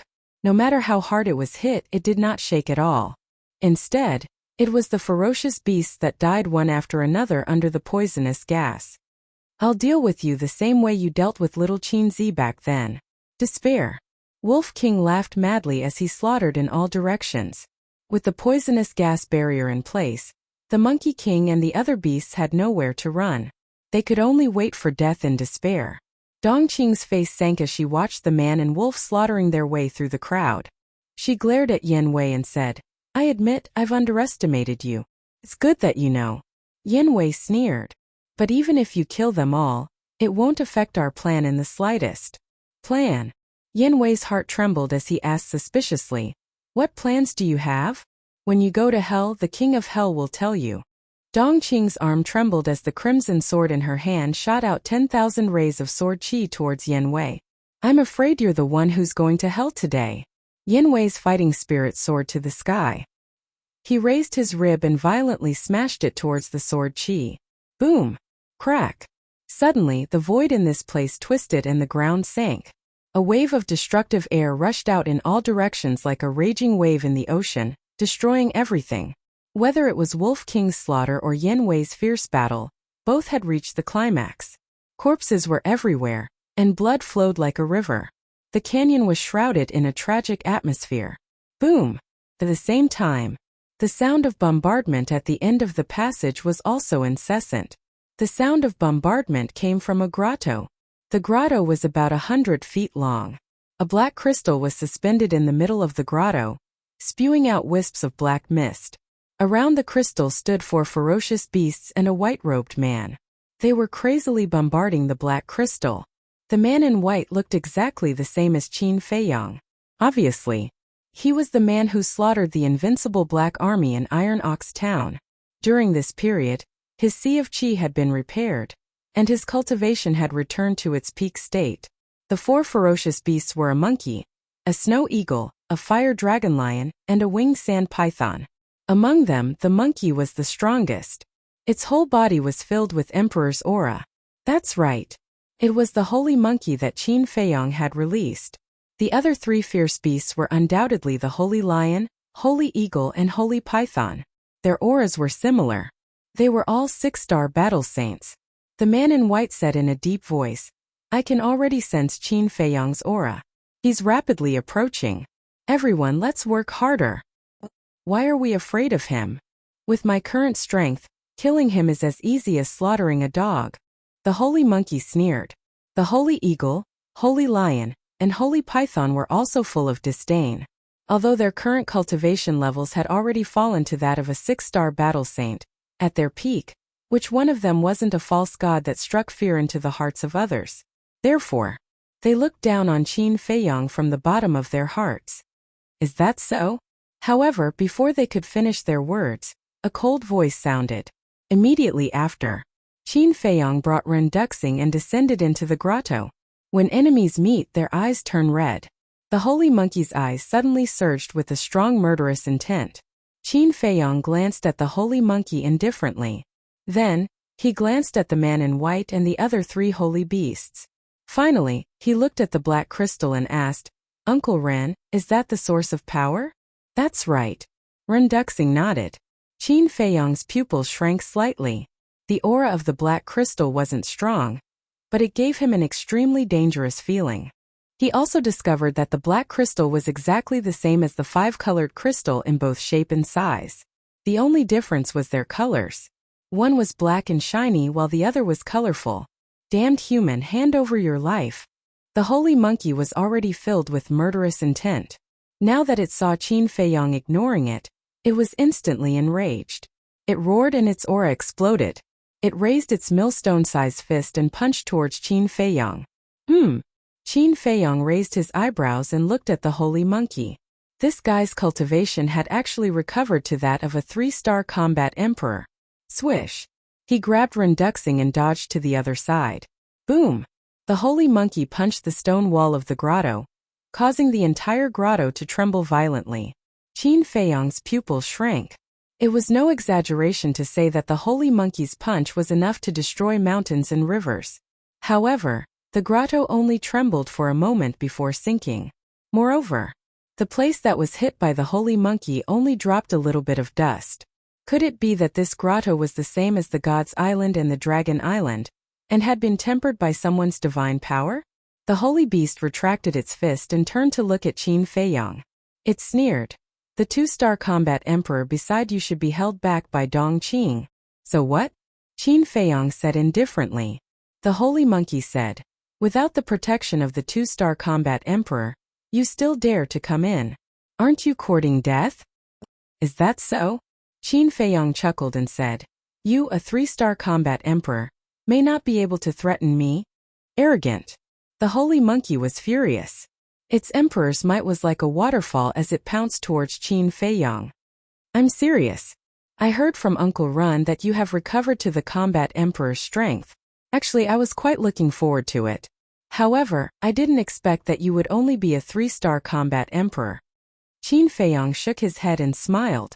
Dan Wangkai appeared. Boom! Dan Wangkai immediately waved his hand. His emperor's might roared out and collided with the holy monkey's emperor's might.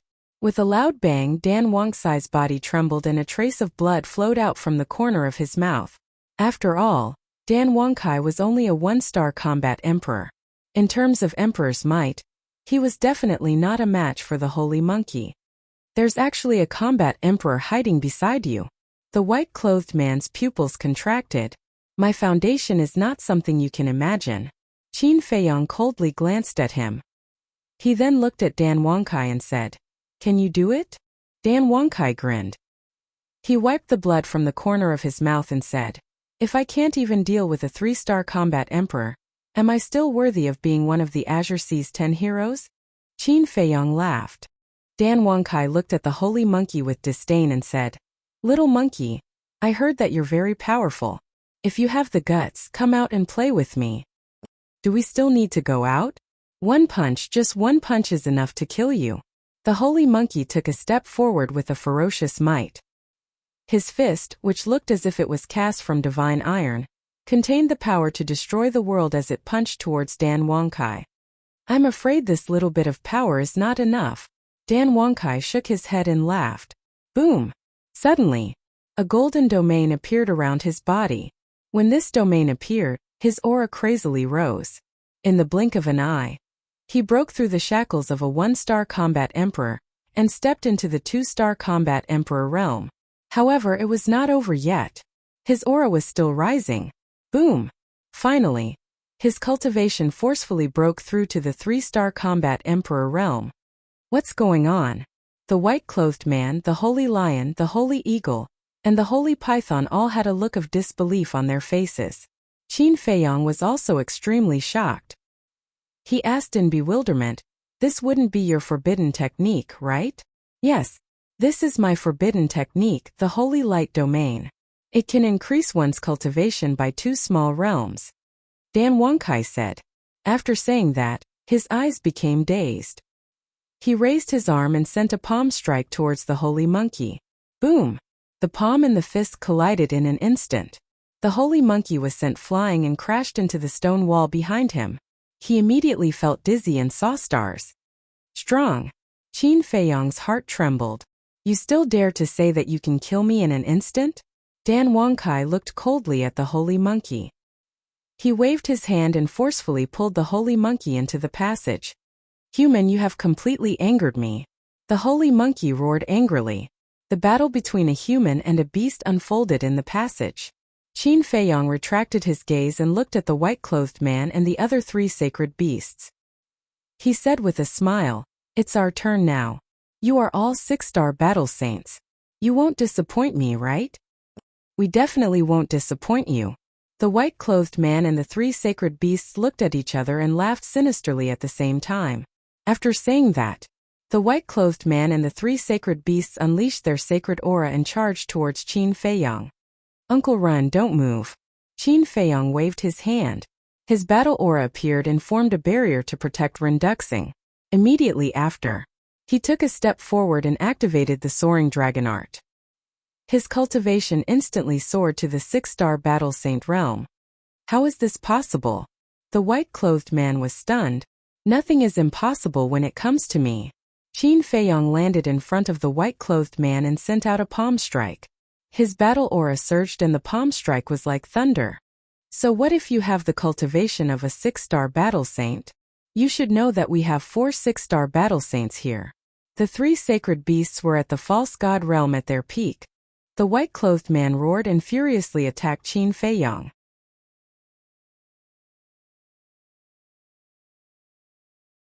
Chapter 1151.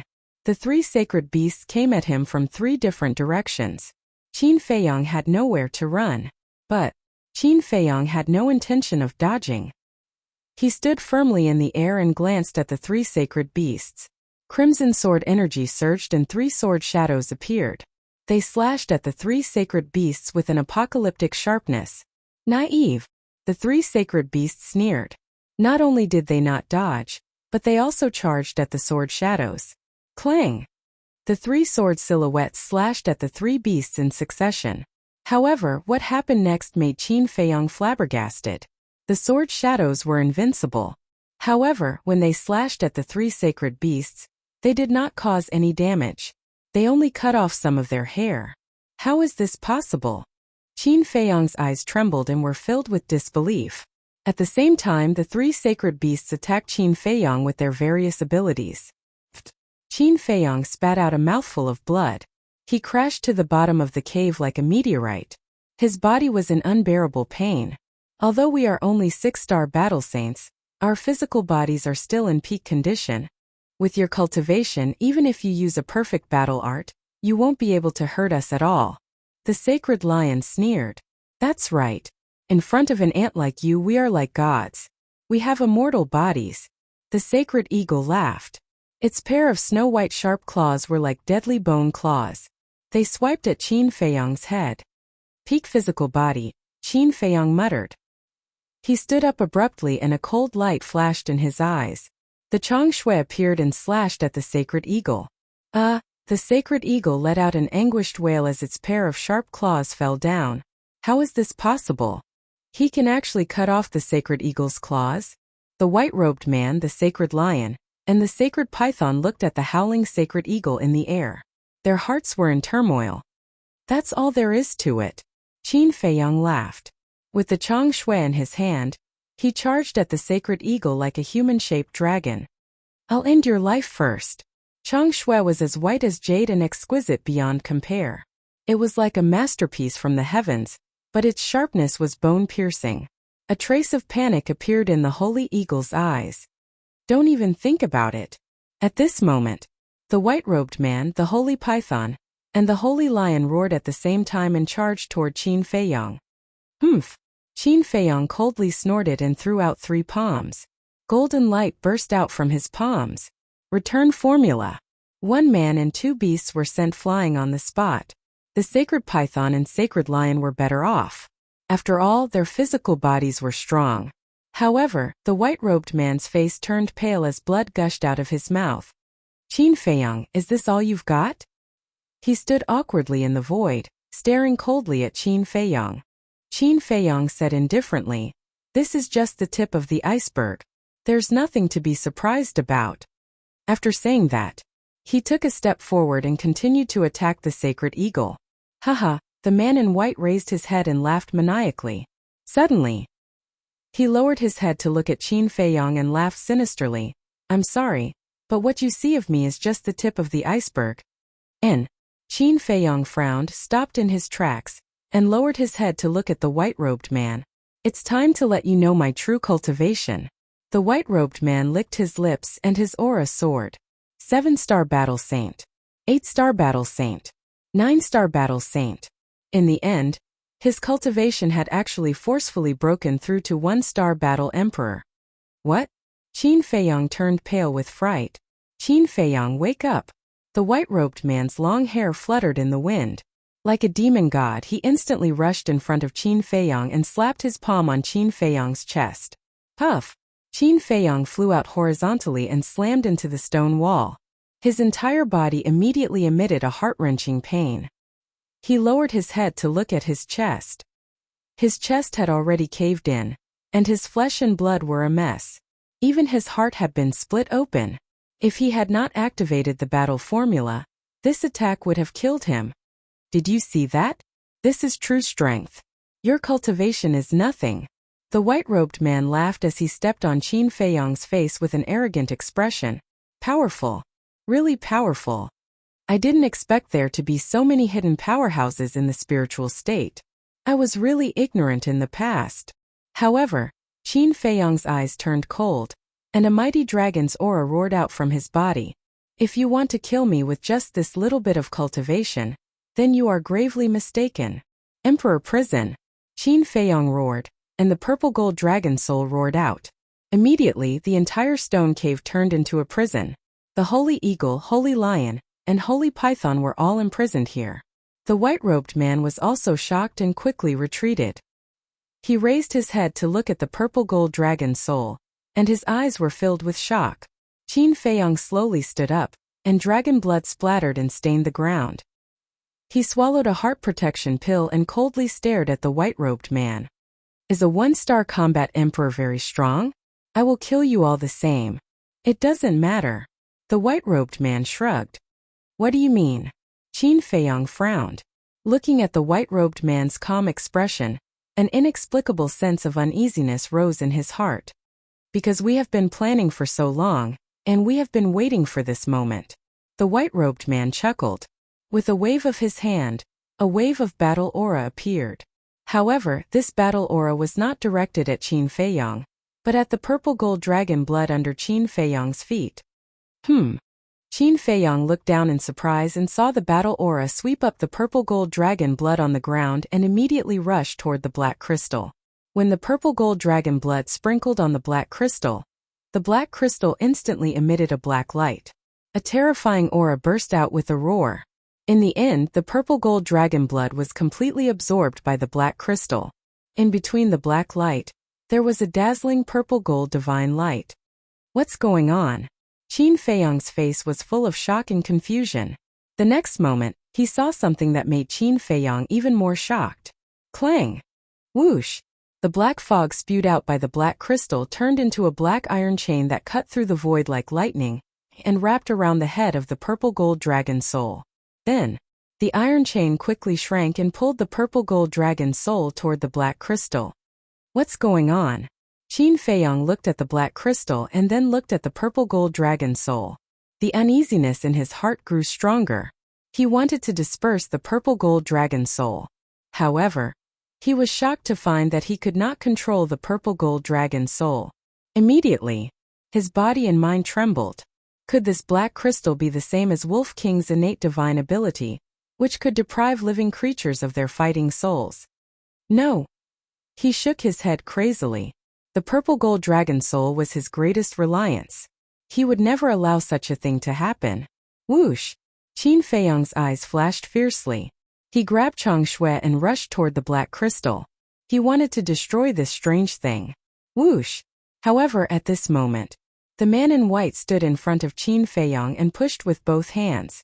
The battle chi rolled out like a torrent and blasted toward Qin Feiyang. Get lost! Qin Feiyang shouted. The return formula appeared again. The golden light was dazzling and collided with the battle chi. Boom! Qin Feiyang was blasted away on the spot and blood spurted out of his mouth. The skin on his arm was torn and the flesh was exposed. The man in white also retreated a few steps and blood flowed from the corner of his mouth. He wiped the blood from the corner of his mouth and looked at Qin Feiyang. You're really powerful. If it's one-on-one, even if I'm a one-star combat emperor, I'm definitely not your opponent. But now, speaking of this, he turned his head and looked at the black crystal. His eyes shone brightly. Qin Feiyang also hurriedly looked up and saw the purple gold dragon soul being dragged into the black crystal by the iron chain. Damn it! Qin Feiyang roared. The purple gold dragon soul disappeared and was swallowed by the black crystal. The man in white looked back at Qin Feiyang and smiled. Don't worry, your purple gold dragon soul has not been taken away. Qin Feiyang was surprised and hurriedly looked inside his sea of qi. Sure enough, the purple gold dragon soul that had disappeared reappeared in his sea of qi. He let out a long breath and looked up at the man in white. What exactly do you want to do? What do I want to do? The man in white murmured and then chuckled. The sacred eagle, sacred lion, and sacred python also laughed. Crack! Suddenly, a crisp sound was heard. Qin Feiyong hurriedly looked in the direction of the sound and saw a purple gold light shield above the black crystal. But at this moment, the purple gold light shield was broken. And the moment the purple gold light shield was broken, the black crystal seemed to have gained freedom and kept spinning in the air. At the same time, a murderous and bloody aura surged out from the black crystal. Under this aura, whether it was Qin Feiyong, the man in white, or the three sacred beasts, there was an indescribable fear in their hearts. Feeling. It was like a demon was awakening. What exactly is it? Qin Feiyong whispered. The man in white looked at the black crystal and said, actually, it's not a source of power. Qin Feiyong was shocked. The man in white said without turning his head, it's called demon crystal. It's a demon comparable to a divine artifact. What?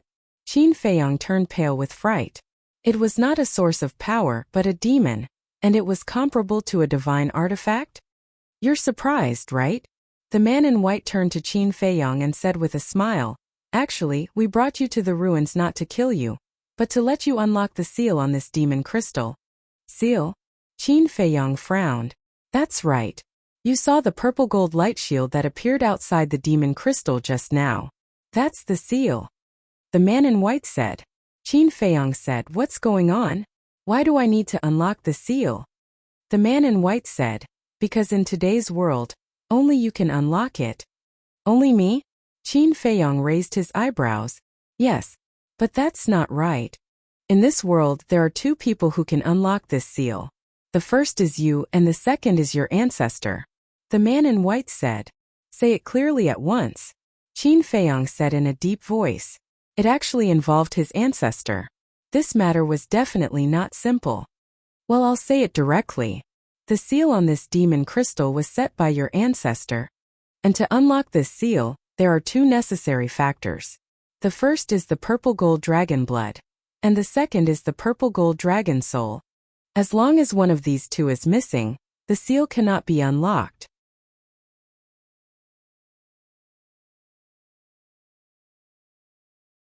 Chapter 1152. Purple Gold Dragon Blood. Purple Gold Dragon Soul.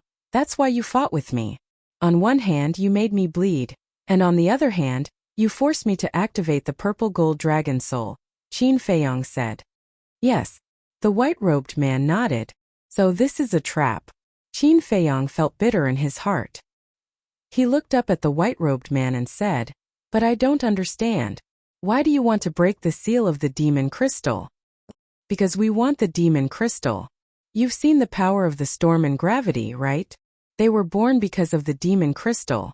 It's no exaggeration to say that the demon crystal has enough power to destroy the world. As long as you get it, the destruction of the great Qin Empire will be just around the corner. The white-robed man laughed. Qin Feiyong's eyes trembled. You're Mu Tianyang's lackey. He should have known that the white-robed man was with the four sacred beasts and must be related to Mu Tianyang. The white-robed man chuckled. Don't make it sound so bad. I'm his subordinate. What's the difference between a subordinate and a lackey? Qin Feiyong sneered. Whatever you say. It doesn't matter. Anyway, the demon crystal is in our hands now, the white-robed man said. In our hands? Qin Feiyong sneered and said sarcastically, you're too naive. The demon crystal is already under Uncle Ren's control. Before Qin Feiyong finished, the white-robed man said, the naive one is not me, it's you. Qin Feiyong raised his eyebrows. The white-robed man said, yes, the demon crystal is indeed under Run Duxing's control, but he's one of us. The three sacred beasts didn't hide the ridicule in their eyes. What? Qin Feiyong's body quivered. He turned around and looked at Ren Duxing, who was standing inside the battle chi barrier, as he asked, Uncle Ren, tell me, is this true? Ren Duxing looked at Qin Feiyong without saying a word. Suddenly, with a wave of his hand, the battle aura barrier shattered. Then he took a step forward and landed in front of the magic crystal.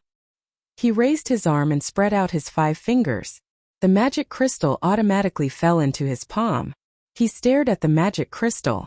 At this moment it was as if he had changed into a different person.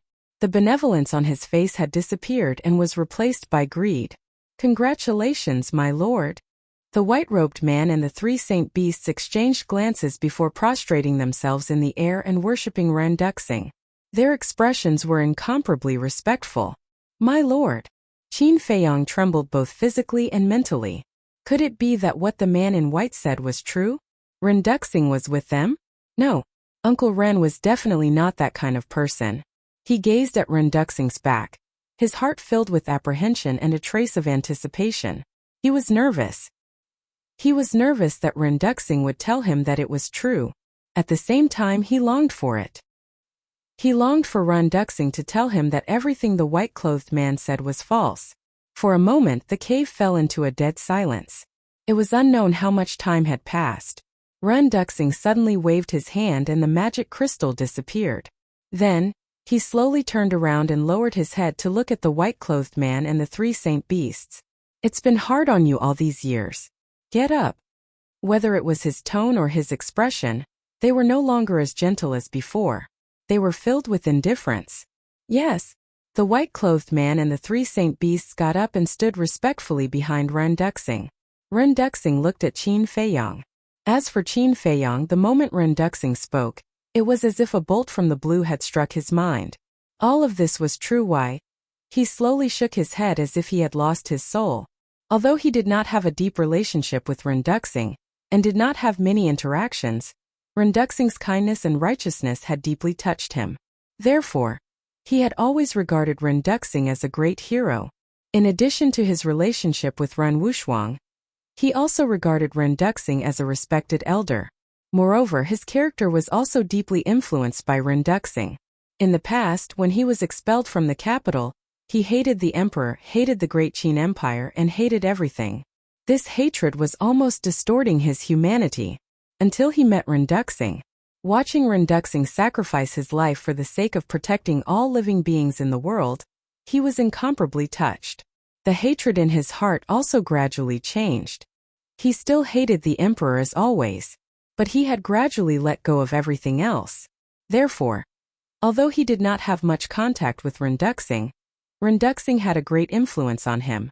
However, he did not expect that all of this was fake. The Ren Duxing he once saw was just a carefully concealed hypocritical face. It was not hard to imagine how big of a blow this was to him. Ren Duxing suddenly said, "Actually, I already knew that you are the son of the emperor." Qin Feiyong clenched his hands, looked at Ren Duxing gloomily and asked, "How did you know?"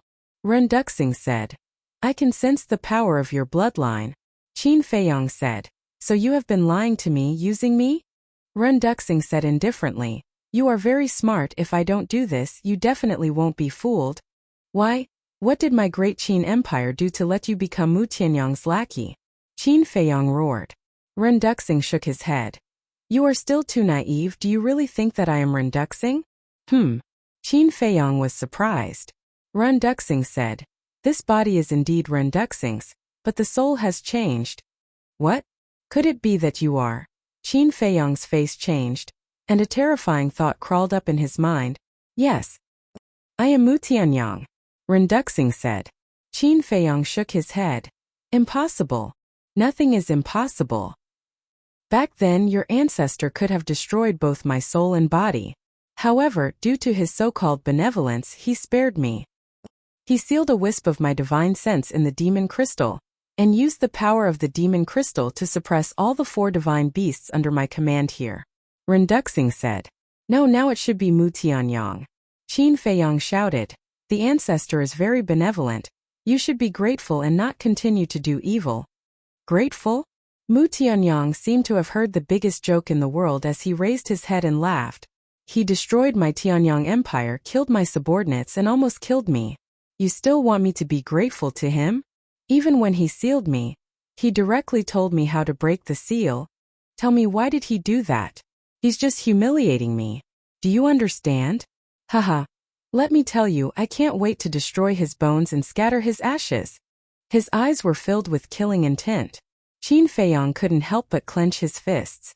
Suddenly, Mu Tianyang stopped laughing, lowered his head to look at Qin Feiyong, and continued. "He sealed me in the demon crystal, thinking that I couldn't escape, but he underestimated me too much.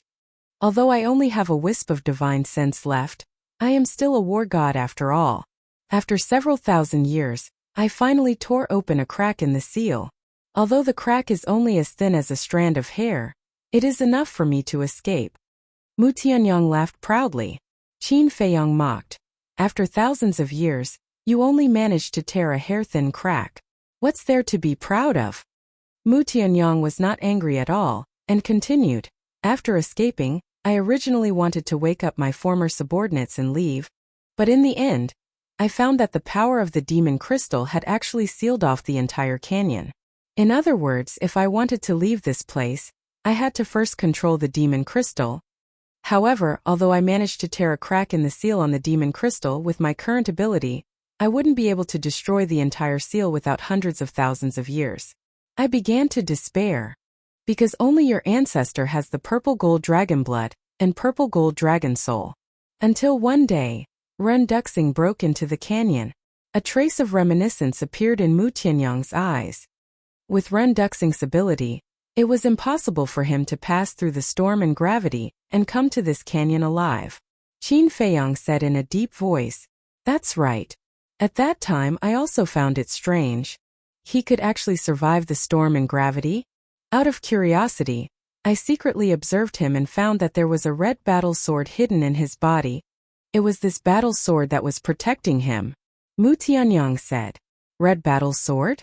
Qin Feiyong raised his eyebrows and said in a deep voice, "Is it the battle sword in Dongqing's hand?"